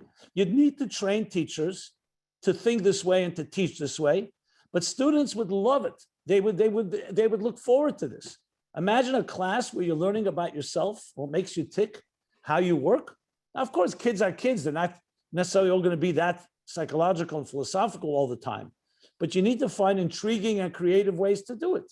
To make it relevant. So that's your call to action for teachers, is how do you take this and make it actually relevant? And not relevant in the sense of, oh, you have to keep Shabbos, you have to learn more, but relevant in the sense of you're feeling this, you're going through that, this is how to deal with it. We run an annual essay contest, applying Chassidus to a practical issue in life. I'll give you an example. If I was the teacher, okay, this Friday is going to be coming Shabbos. I want you children to figure out a way, not just to keep Shabbos, but to be Shabbosdik. What are you going to do this Friday night in Shabbos? Not just light candles, go to shul, make kiddush, hear kiddush, sing shalom aleichem, eat challah, whatever. But and what gefilte fish, what meals, but what Shabbosdik experience? Now many people say a Dvar Torah, they sing a song, all beautiful, but make that into an experience, a very deliberate experience. Now I have to say this, Eli, truth be told, there are many, many beautiful and great teachers and great parents that are doing parts of this. I'm not going to suggest that everyone is not. There are many warm, beautiful families educating and nurturing their families. But there's always, as they say, if good is better, not better. And there's plenty to still be desired that many who are not. So this needs I share everything from my experience. So at the end of the day, I went through the ringer, I went through the system. I saw all of it, I heard all of it. The most important lesson I got in Chassidus was from Rabbi Yeldaran. Rabbi Yeldaran was an English teacher in Chayvei Torah. So he wasn't actually a Tanya teacher, but he taught me more than anyone else about Tanya. What happened? I got into a fight with a kid in class. Rabbi Yeldaran was teaching math and writing and these other things. I had respect for him. He was a good teacher, but he wasn't actually a a Hebrew teacher at the time. And when I got into a fight, I got a punishment to write Tanya or read Tanya by heart. And Yoel Duran overheard this. And I heard him, I don't think he knows, maybe he knows afterwards. I don't think he knew that I heard him, but he was in the office, irate, so angry at this teacher for giving me this knas. And he's like, how dare you ruin his relationship with Tanya? Like, how can you ruin it in the sense that here he has a punishment that he has to go, he does something wrong, and he has a punishment that he has to learn Tanya. You don't have to associate Tanya with a punishment. And I didn't understand what he was talking about, but I just saw that he was so angry, and it was important for him. He was yelling very loudly, and it was important for him that I have a positive relationship with Tanya. And that probably made more of an impact on me than any of the Tanya lessons that I had. So what I'm saying is, from my personal experience in yeshiva, not to discount the many positive things that I got, it's been a great addition to my life, but I speak to people all the time about the subject. As a matter of fact, an hour before I had this call, I was speaking to someone who shared with me that he's been having intense suicidal thoughts and been going through a very difficult period, financial overwhelm, relationship issues, and everything else. And for the very first time in his life, he's experiencing those thoughts. And I'm wondering, I'm sitting there an hour later, and we spoke through it. And at the end of the conversation, he was certainly much lighter. But I'm thinking that conversation, I'm having a conversation an hour with Rabbi Jacobson about mental health challenges and using Chassidus. Is there anything I can tell this guy that has anything to do with Chassidus that can apply to this? Or I'm talking to him more about all these other experiences. And that's where I'm coming from. I'm coming from the very many people I speak to on a regular basis who are struggling in very, very deep and real ways. And for one reason or another, I'm witness to that on a regular basis. And what I hear the terms, I hear it, and I want it to be true, I want it to be true. I want there to be answers in this. And that's where I'm coming from. Okay, well, let me say a few things about this. I have a few good points to make, I believe. Number one, Chassidus is not one-dimensional.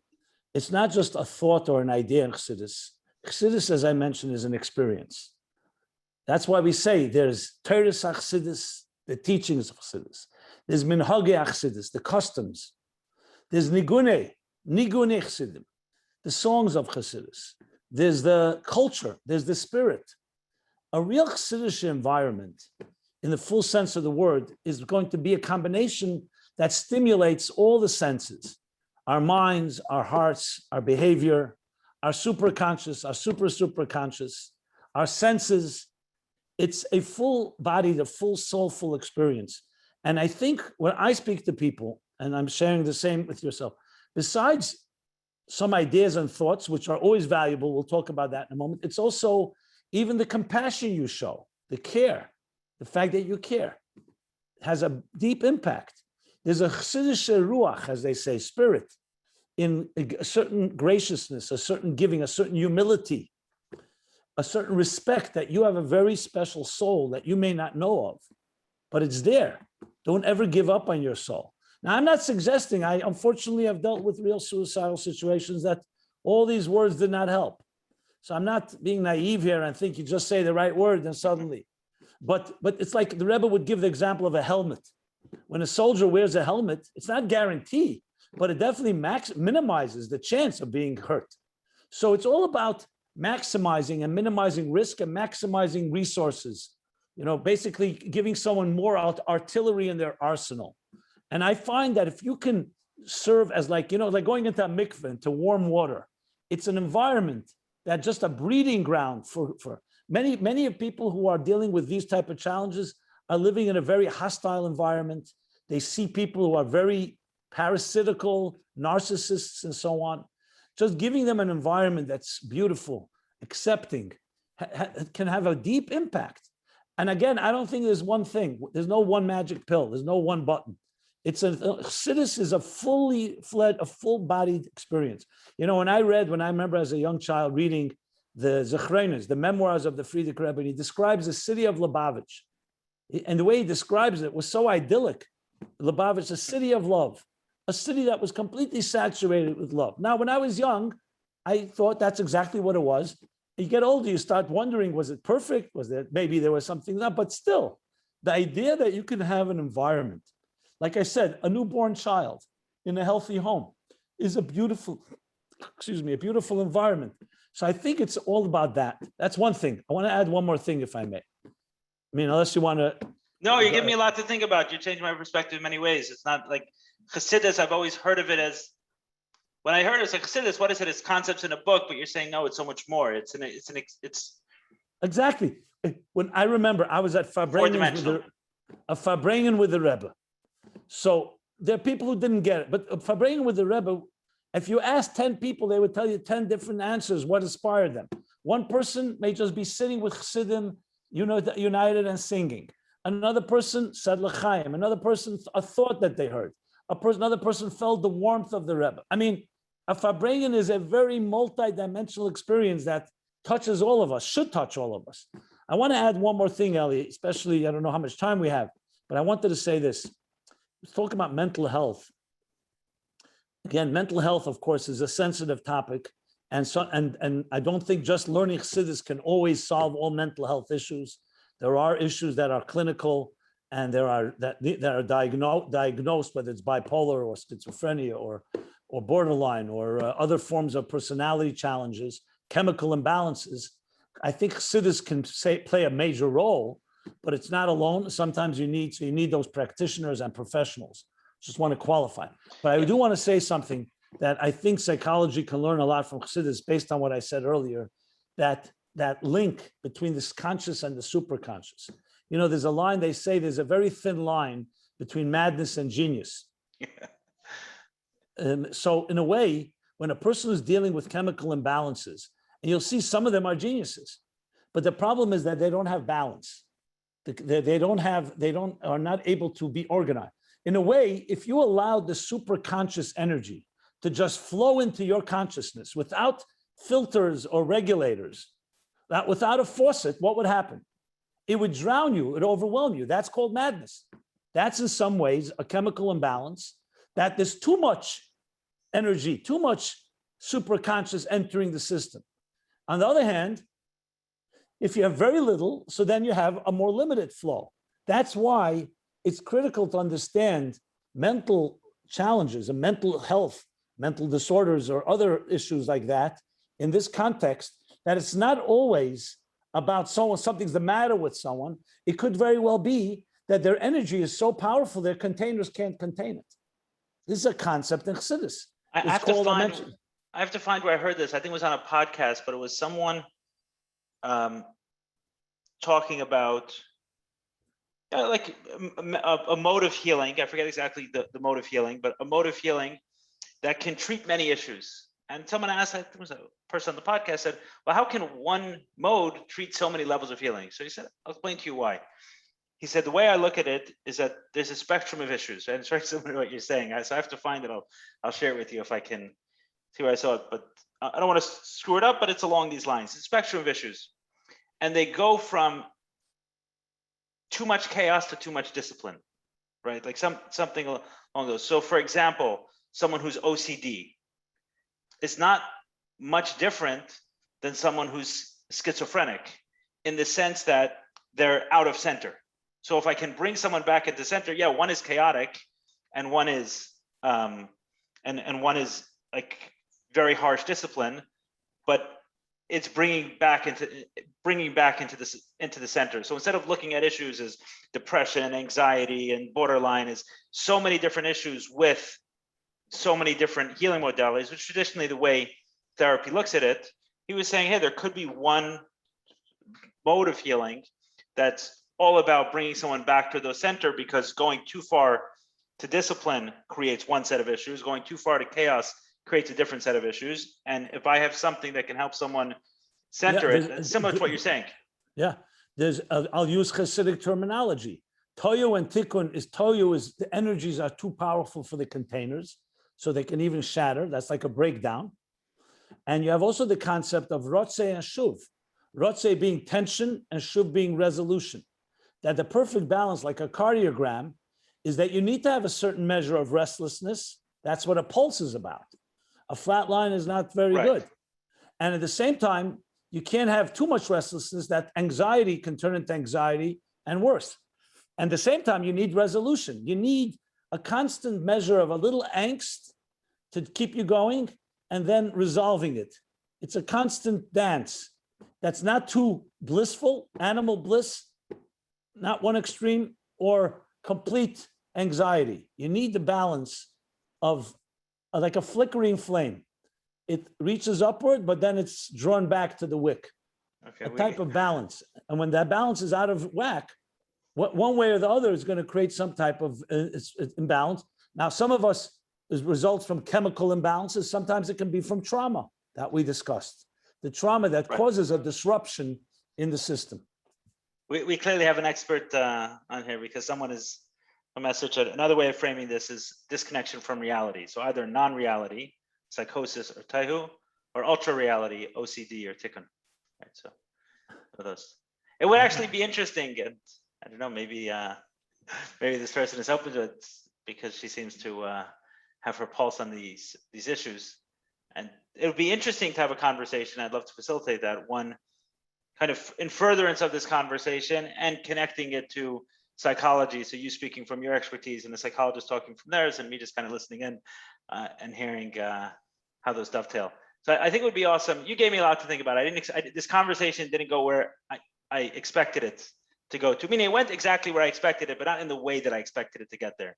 And you've definitely given me a reframe for what Chassidus is. And it's a shit. I don't. Maybe I missed it. Like maybe it was there all along, but it's not a book. It's not. It's like, you know, it's similar. Eli, you're a young man with a bright future ahead of you. One day I'll have a beard like this. I'll blame it on you. I'd love to get to some of the questions because you'll have some. Sure. So one person said psychedelics and Hasidis. So I think what Rabbi Simon said is to reach the state of that one can reach through psychedelics with Chassidus. So I don't think it's psychedelics and Chassidus, it's psychedelics through Chassidus. You know, I mean, I've given quite a few talks about these topics, and people have said to me, "How much acid have you dropped?" And I said, "Not at all." And they were shocked because they said, "How could you talk about these states, higher states of consciousness and superconscious?" Because they were not aware that people think the only way to get there is through psychedelics or through foreign substances. It's not correct.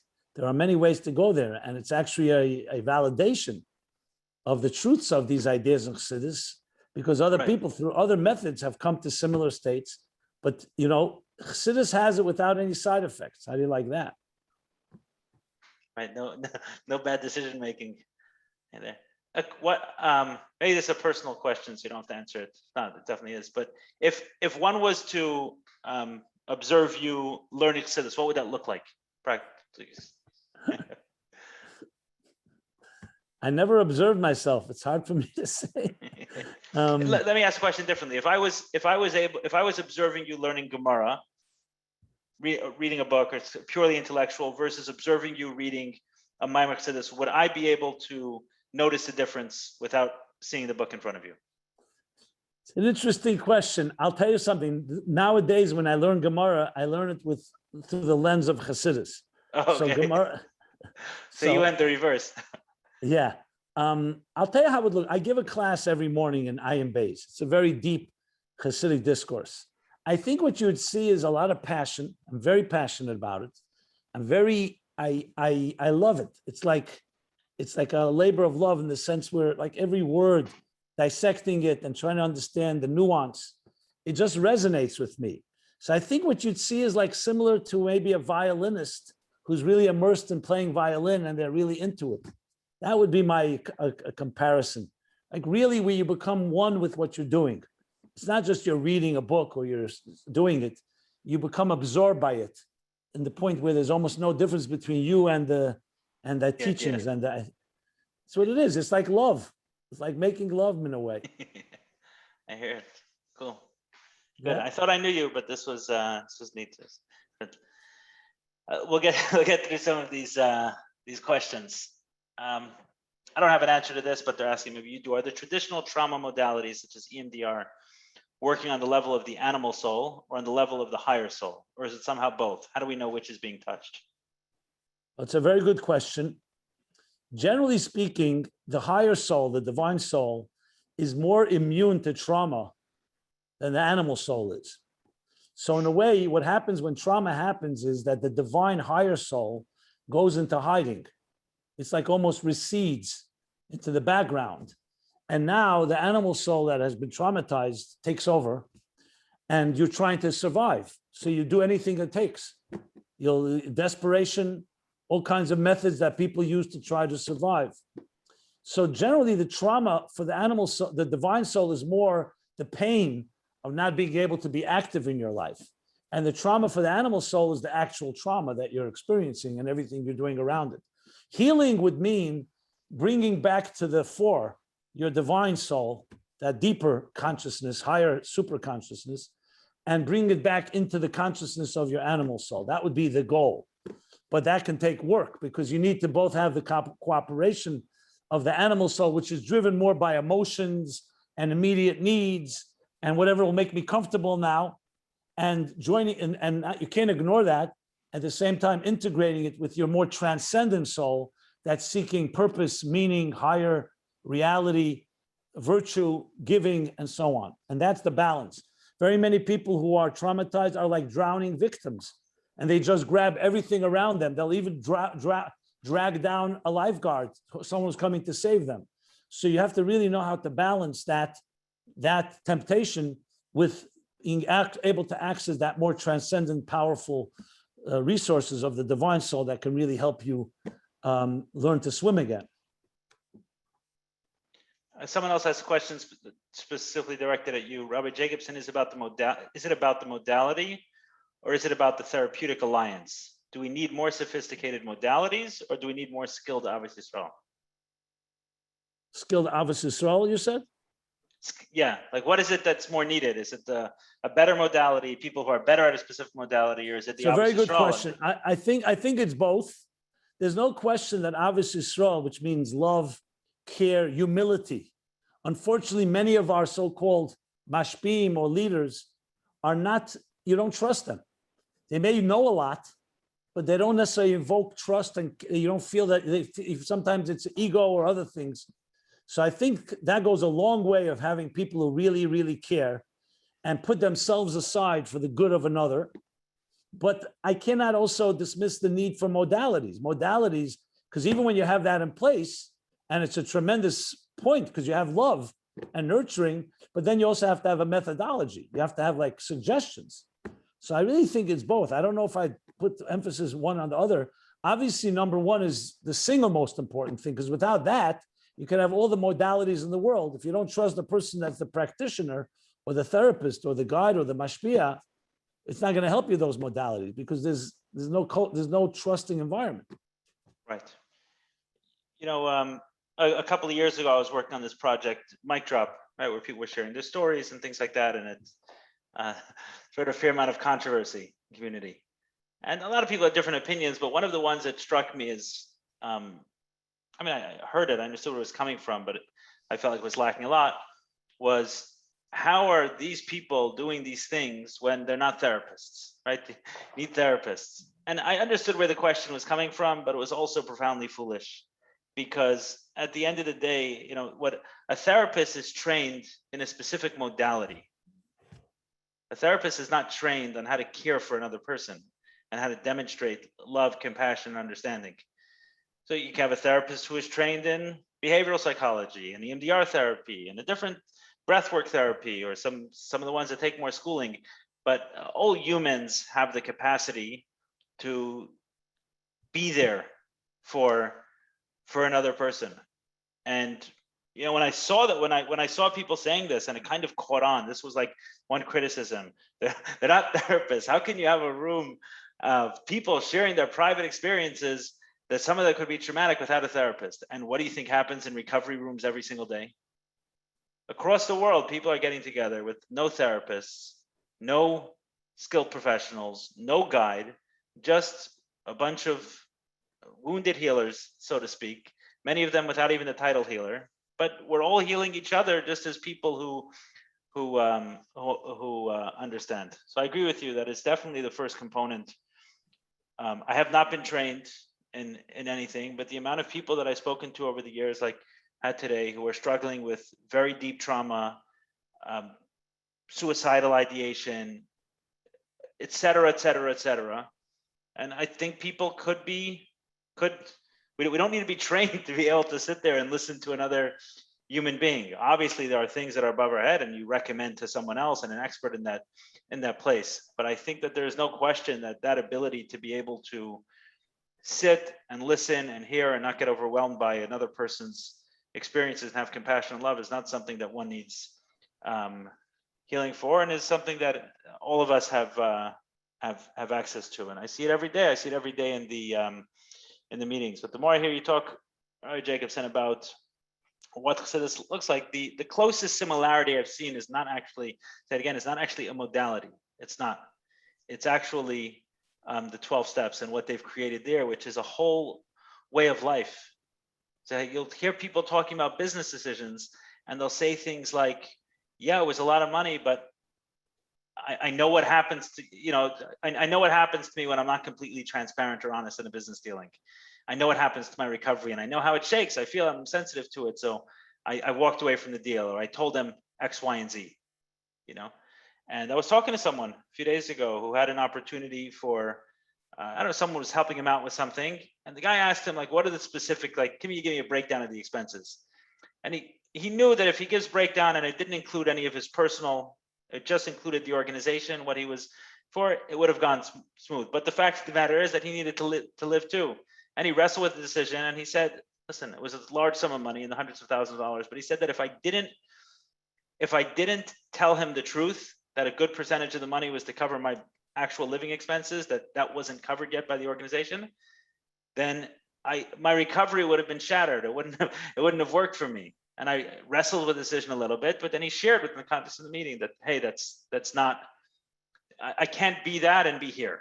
And you see how recovery consistently with the people who are able, not everyone, but the people who are able to get sober, they find a way to apply the principles into many, many areas of their life, and not strictly in, like, Shabbos is not Shabbos. Shabbos is not, okay, it's from this hour and that hour. There's something that happens that then infuses quite literally the rest of the week, right? There's a demand. That's what I meant earlier by the statement that in some ways I found recovery more demanding than a religious way of life is, the service aspect of recovery, which they push repeatedly, which in many ways, to be honest, has me here and has me doing these kind of things.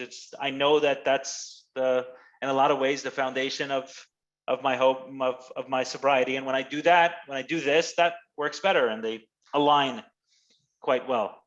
So what you're pushing for is a beautiful vision, actually. Yeah. And when I hear of those Hasidim that would sit under a talus for 4 or 5 hours on Shabbos and daven, I find that to be, so touching, because they were really real internal soul work. I wouldn't call it necessarily recovery, but they were, as the expression goes, that real tshuva is not on a sin, it's on ruach toshav el elikim asher nasana, the spirit of the human being yearning and longing and aching to connect to its divine source. And they would spend hours doing that. That's real work. It wasn't just knocking off a davening, a prayer in 20 minutes or an hour or a half hour. That was internal work of a soul clinging and cleaving to its maker. It's like real love. I want to be clear. What you're describing is actually beyond recovery a little bit. I want to be clear. Yes, but absolutely. The closest thing that I've seen to even to put it into this is the vision. Yeah, you talk about a flying ship, right? So what do we have, a flying ship? Oh, we saw a bird go around. It's not the same as a flying ship, but it gives someone some idea. The closest thing that I've seen is not where I started off, where a therapy session. That's not what you're talking about. You're talking about something much bigger. Look, I think if we were able to give that to our family, children, students, it would be such preventive and preemptive medicine that a lot of healing would be avoided, because when you initially have your soul being fed and nurtured properly, it the best the defense is offense. Right. few more questions over here. What is the line between spiritual and medicinal work? In the past, people went to spiritual leaders, not doctors, to heal the mind. Why do we need to bring Hasidis to the practitioner's office rather than bringing people closer to their spiritual practice? And how would something based on divinity or monotheistic faith be widely acceptable as a therapeutic practice to believers and non-believers? There's a lot of questions there, but. Well, before the battle of science and faith, science and religion, before the Enlightenment that created an unfortunate split between the transcendent spiritual self and the so-called scientific medical self, that was exactly right. Healers understood healing in a holistic way, that a healthy soul and a healthy body. And healers saw them as connected, what they call today sometimes mind, body, what do they call it? Mind, body, soul healing. In other words, it's all together. You can't just heal someone physically if you don't also heal them mentally, emotionally, and spiritually. But due to the split that science has created, where science in many ways feels it's replaced faith, and in many ways religion has betrayed its role by overstepping its boundaries and becoming corrupt and bureaucracy. So we have all suffered that today medicine has become compartmentalized. This doctor here and that one there.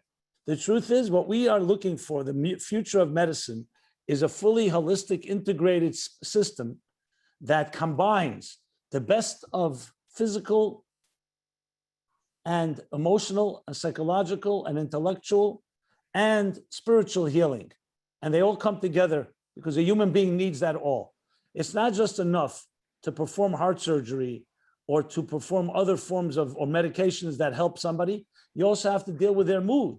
If a person is very down, is pessimistic about their future, you could technically heal them, but their spirit will kill them. So healing, we understand today more and more, requires it all. And I actually wrote a few, when I started my life, Chassidus Applied, I did a lot of research on this. I wrote a few articles about how healing has evolved and how we need to bring it back to a combination of spiritual, psychological, and physical healing. Because at the end of the day, you're not made up of two parts. You're a human being that has both a soul and a body. And healing requires both ends to it. You can look it up if you go to meaningfullife.com. There's a few articles I wrote about psychology and faith and religion. Not just if you go to meaningfullife.com or send us an email or just contact us, we can send you a link if you can't find it. Great. A book that made a strong impact on me by Gabor Mate. It's When the Body Says No. And he's a doctor who was trained in Western medicine who eventually got into palliative care later in life for treating people, basically just managing their pain. There was nothing to do with them. And then from there, he went to treating people with addiction. And that's when he saw the connection between the two, that the addiction was there to almost do what he was doing in palliative care, which is just manage the pain someone was experiencing. And it changed his framework of dealing with addicts.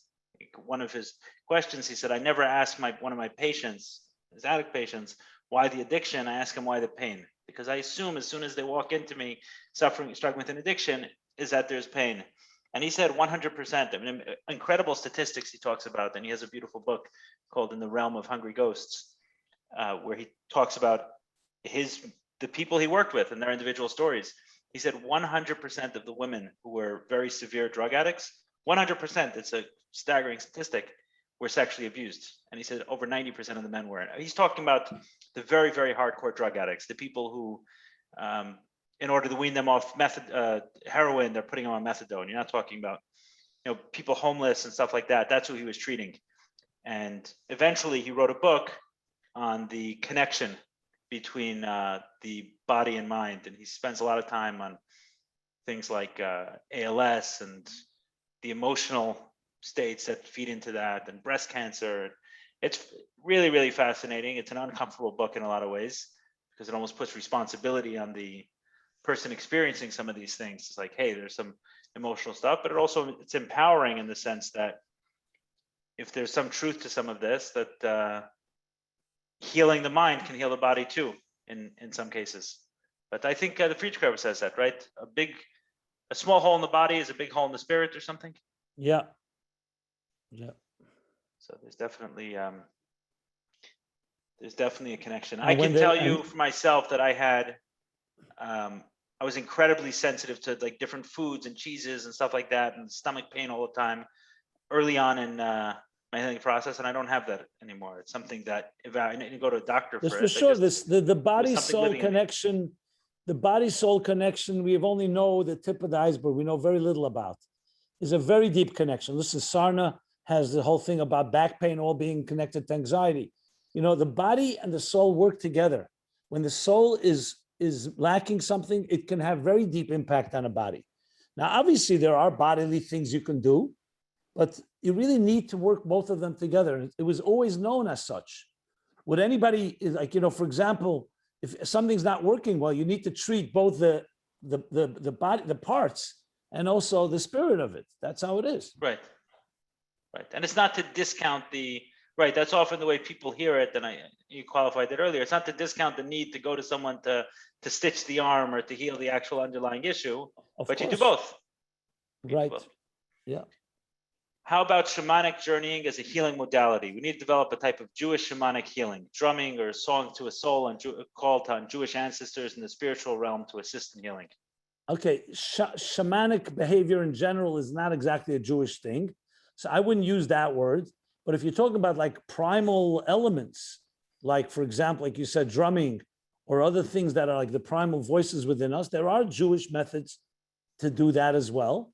I just would not use shamanic because that already goes into, is it something that is not what Torah forbids? Because you're going a little into the world of the occult or black magic or witchcraft or stuff like that. But the idea of like breath, for example, the shofar is one of the most natural instruments. All it is breath. It's a air instrument without any. So there are, and the shofar, Chassidus explains, is the guttural and the primal voice of the soul without any ornaments. Just the draw, like when you do like a tkiya, is just a plain sound. And the same with other sounds. So there's much that we can explore in Jewish traditions that would go into that category. Fascinating. Someone asked if you can please explain how learning can rewire the brain and davening realign the emotions. It all depends how you learn and how you daven. Let's start with learning. You know, let's take a case scenario, a case study. A person is very down and is always thinking how the worst things could happen. You know, the pessimistic, paranoid, etc. So I began learning with this person. I said, let's learn about the neshama. Now, you can imagine a lot of resistance. Everything we learned, the guy kept telling me, oh, I'll never be there. I don't feel that way. I said, stop with your commentary. Let's just learn. And my goal was to immerse him into an alternative narrative. That's what learning really does. It offers you an alternative narrative to the narrative of your life. The question is, well, how resistant are you going to be? Sometimes we're so stuck in our narrative, we can't hear something else. So it's really about fresh air, opening the mind. So even talking about something like Eireng Sof Lifnei Tzimtzum, divine energy pre-Tzimtzum. We're getting into the details, but it's of a different type of reality, a divine reality that's not part of this world. So if you just open yourself up to another story, it's like, you know, sometimes people read a story, I'll say Lahavdil. They read a fantasy about, I don't know, you know, something about a fantasy world. Just makes you feel good, even though it's escapism. So I don't want to compare it exactly because learning Chassidus is not exactly that, but it's also the idea of opening up another narrative in your life. As far as emotional conditioning, what do you feel? Our emotions are usually trapped in our impulses, the things that right now either frighten you or attract you. And it's very subjective because once you're attracted to something, nothing can work. It says, Tefillah is avodah shebelev, service of the heart. So the first step in davening is to try to speak to your soul. Listen to your soul. Speak to your soul. Emote. In Tanya talks about that you have to have Rachmanis in chapter 46. Rachmanis on your soul. Have compassion for yourself. Your soul is such a beautiful force. it's come into a gullus, into a very displaced state in this world, where it sees a lot of corruption and duplicity and hostility and lying and all that this world is about. It's good to have compassion for your own soul. So that's the beginning of an emotional experience. It's just like when you love someone and you see they're in pain, feel for them. So it gets you out of your emotional, subjective, selfish state, self-interest, and you're focusing on something that's more than just your immediate, it's more your deeper soul or other things that are around you. It could also be the compassion for another person. The main thing is to stop focusing on self, on me, me. So these are just a few words about understanding how to recondition the mind and how to recondition the heart, the emotions. If I can touch on that for a second. So one of my, I know all steps are favorite, but from my experience. So like my experience with Gemara, I guess, translated to the way I got into the steps. And I assumed that whoever wrote it was very specific about every word. I didn't just say it randomly. So when one's going through the steps, there's like interesting uses of language in certain times. So for example, oftentimes you just see, we made a decision to do X. We made a decision, made a searching and fearless moral inventory, admitted to ourselves, right? There's like standard word, but then there's one step, it's a second step, which in some ways is the first step of healing, because the first step is admitting to have a problem. So the second step is kind of the first step of healing. And it reads, came to believe that a power greater than ourselves could restore us to sanity, right? Which when you go through it, came to believe that a power greater than ourselves could restore us to sanity, is one has to start having hope, right? What are my obstacles to believing that I can be healed, essentially? Maybe I lost hope. Maybe I lost self-confidence. Maybe I lost.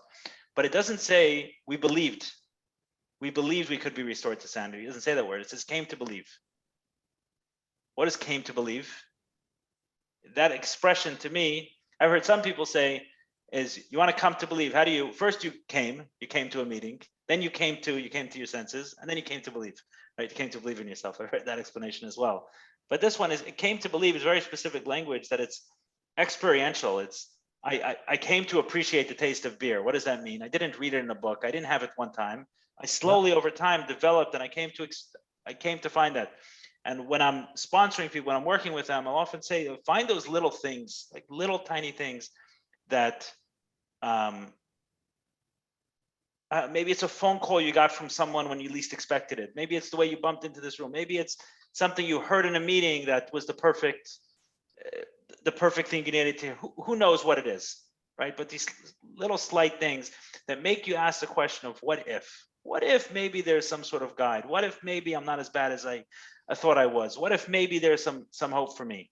And those little cracks in the armor eventually get to, I came to believe that I could get to that. And I think with the learning, it's very similar. It's those, when someone is in anxiety, when someone is fear, they're quite literally meditating on a negative experience. I mean, that's what they're doing. They're in deep meditation on this catastrophic event that's going to happen. So if I go into deep meditation onto a positive and I keep drilling that, or a thought, and I keep repeating that, my sponsors taught me that invariably someone struggling with addiction, if I'm struggling or someone else, someone further along in the program, one of their first 3 steps have a problem in it. I'm not going to go into all the steps right now, but what are the 3 steps? The 3 steps are thoughts, they're ideas. They're not nothing practically. It's not even EMDR.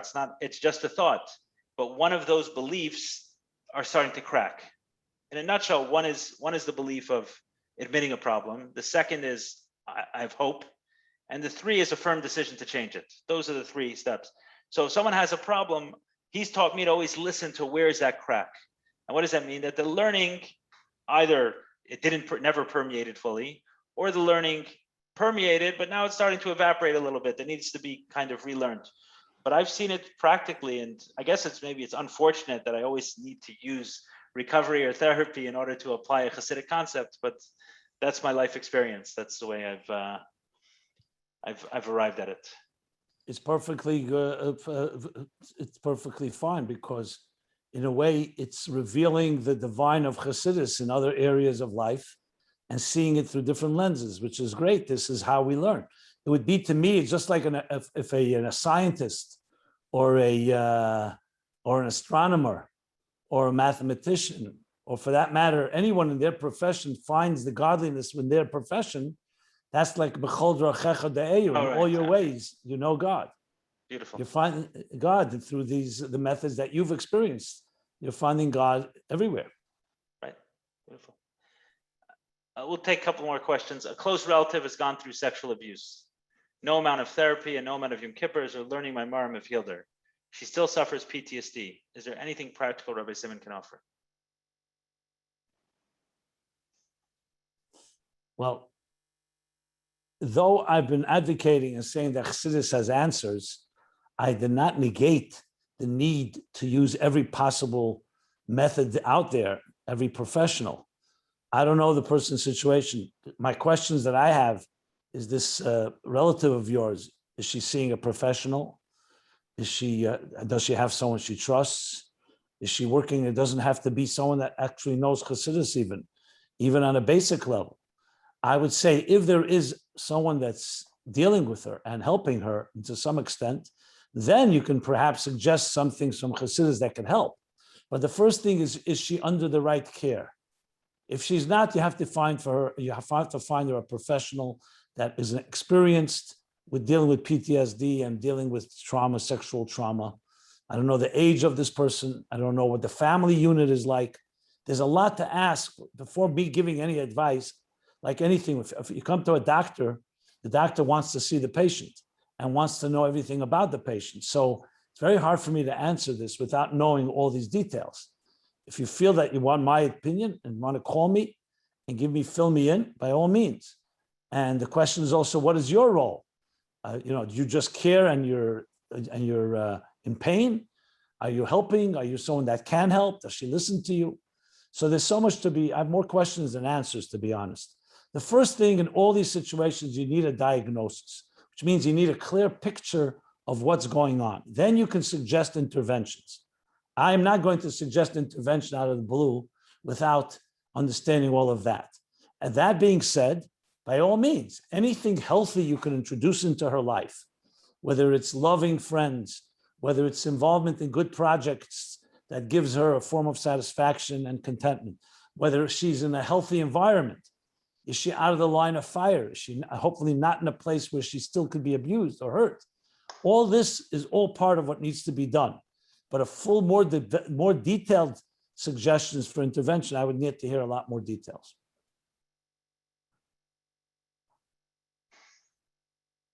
I'm thinking whether I should add to what you're saying. By all means, why not? Having spoken to a lot of people who've gone through sexual abuse. So, well, obviously without specifics, it's very difficult to say anything. Read. There are a couple of things I would say. Number one is, right, with sexual abuse, there could often be something physical that's going on. I mean, you mentioned PTSD, there's something physical and that needs to be treated, whatever that is. I didn't experience this, but certain people, for example, have experienced pleasure during their abuse. And that's a very difficult experience to undergo. Experience other things, curiosity, intrigue, which in itself had to be separated from the abuse. But sometimes when someone feels pleasure, and that's a very physical thing, so that takes a modality with all its own, the physical part of it. But independent of that, the uniformly sexual abuse has probably the primary damage is it causes people to believe a lie about themselves and a lie about the world. And almost everyone I talk to about sexual abuse, I get to this point at some time in the conversation, so I feel comfortable sharing it, is I'm going to want, when I'm speaking to someone who's been through sexual abuse, and this is part of my healing, is what lie did I believe about myself? Or what lie did I believe about the world? So as an example, I believed I was weak. I believed I was disgusting. These were two primary beliefs that I took on deep to the core of my being. And those are very difficult beliefs to shake. But once I realized that they're lies, they're simply lies. They're not true. They're not actually true about me. I felt weak because I was overpowered physically by someone else. I felt disgusting because I had an experience that made me feel disgusting. But being able to recognize them and see them as a lie was extremely important to me. I'm not saying that everyone comes to the same beliefs, but there are uniformly people who are sexually abused, independent of some of the other physical things that go on, and sometimes the traumas quite literally stuck in their body. So I'm separating that because that has to be dealt with independently, but the beliefs that one takes up on about themselves, which are lies, and about the world, right? The world is a dangerous place. People are going to take advantage of me. If any love is really just an excuse, any expression of love is really just an excuse to hurt me. Some of those are also lies about the world that we have, and those have to be pieced through. But my message always to people is that it's something possible to heal from, because a lot of people feel like sexual abuse is not.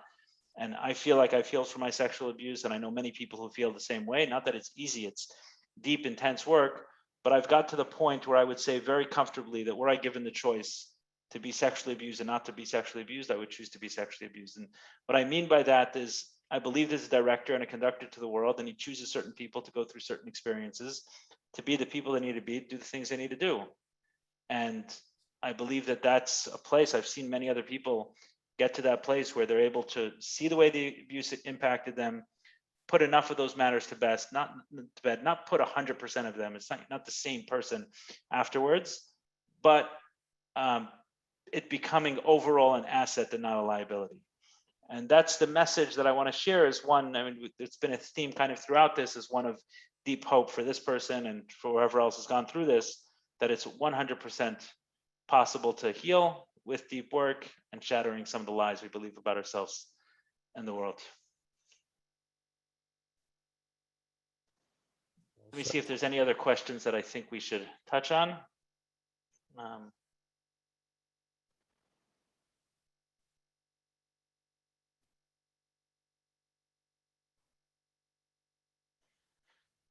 Someone asked over here, I need serious help and advice about a suicidal person close to me. Can you help?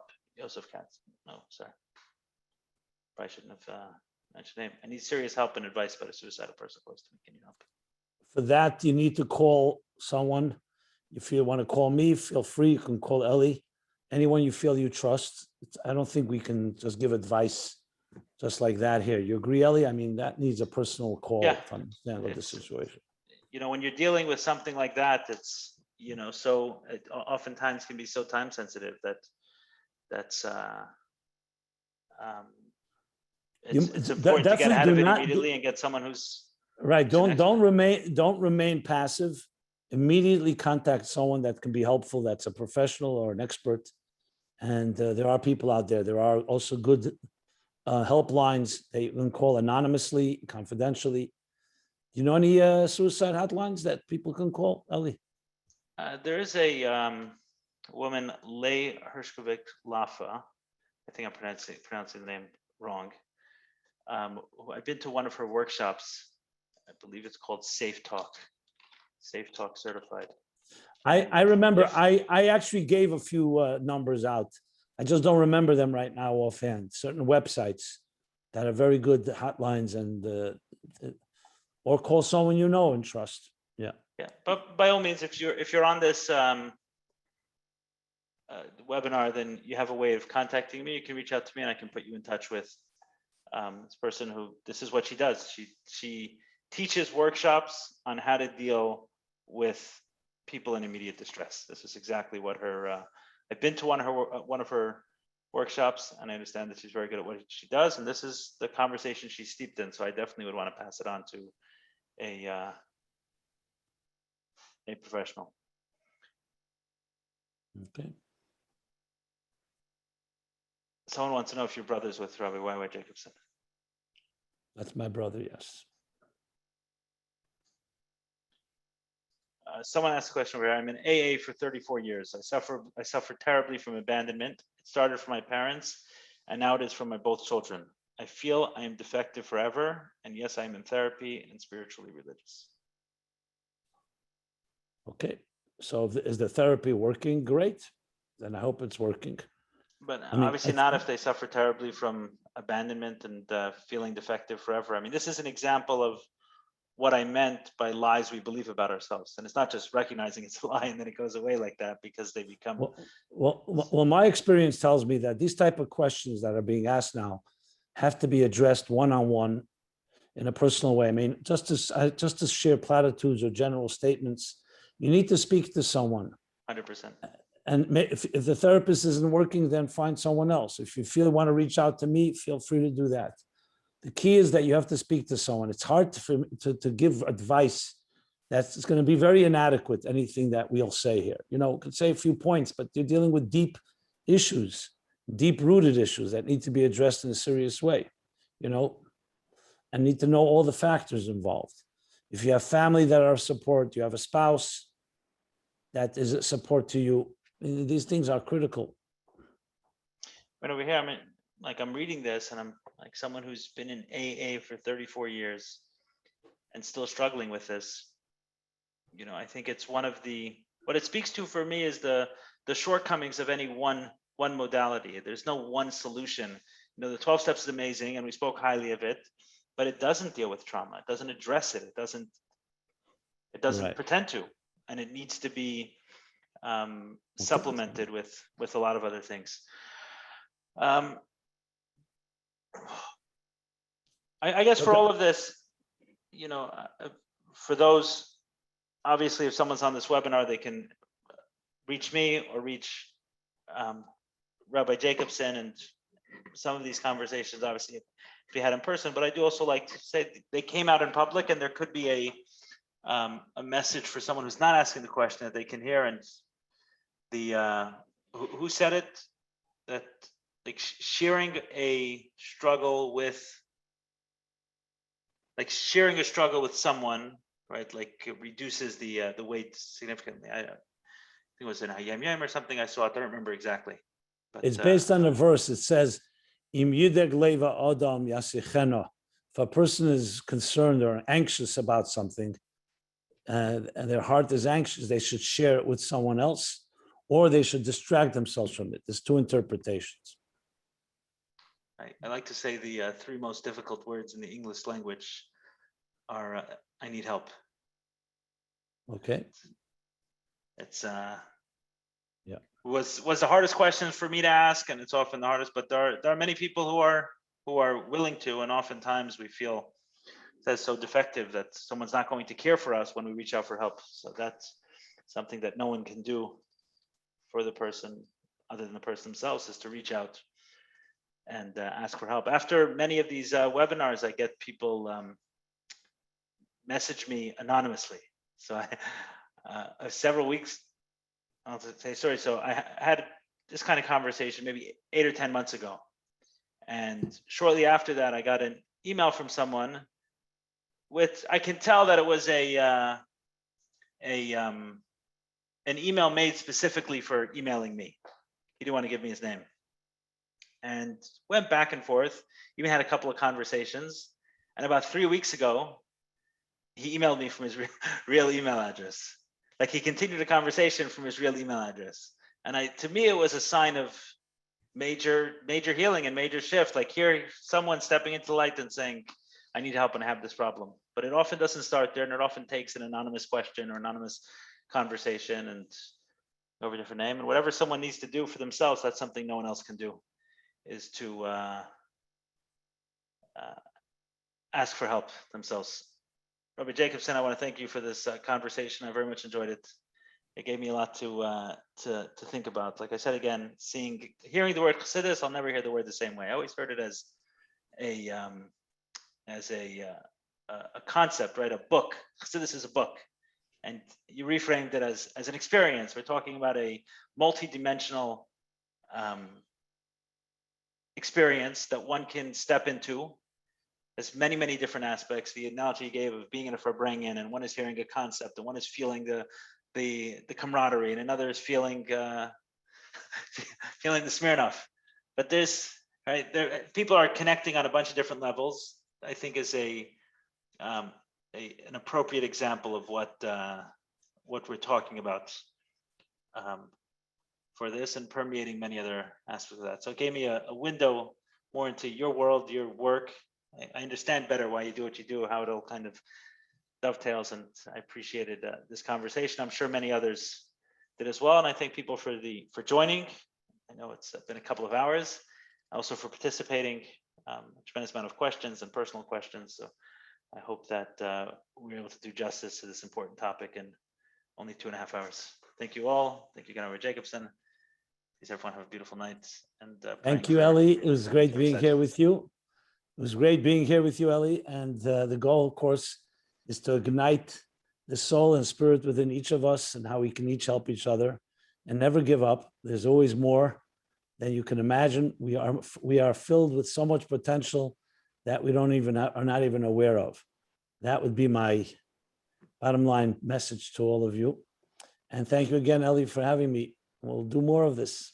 I feel more energized, invigorated, and we'll create even more after this. So hopefully others who are listening to do as well.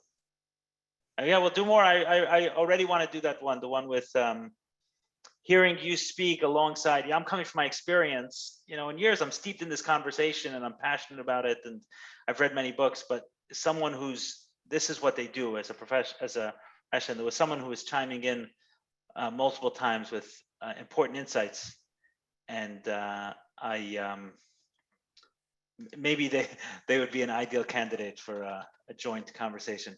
Rabbi Jacobson, your website is meaningfullife.com, right? I'll post it correct. in the meaningfullife.com, correct. I'll post it here so everyone can see it. And if anyone needs to or wants to get a hold of Rabbi Jacobson or see more of his work, it's meaningfullife.com. Is a book towards a meaningful life, and I imagine you have a contact form and everything else. Everything is there, so you can subscribe. I address many of these type of topics, and thank you again, Ellie, for having me. Thank you. Have a great night, everybody.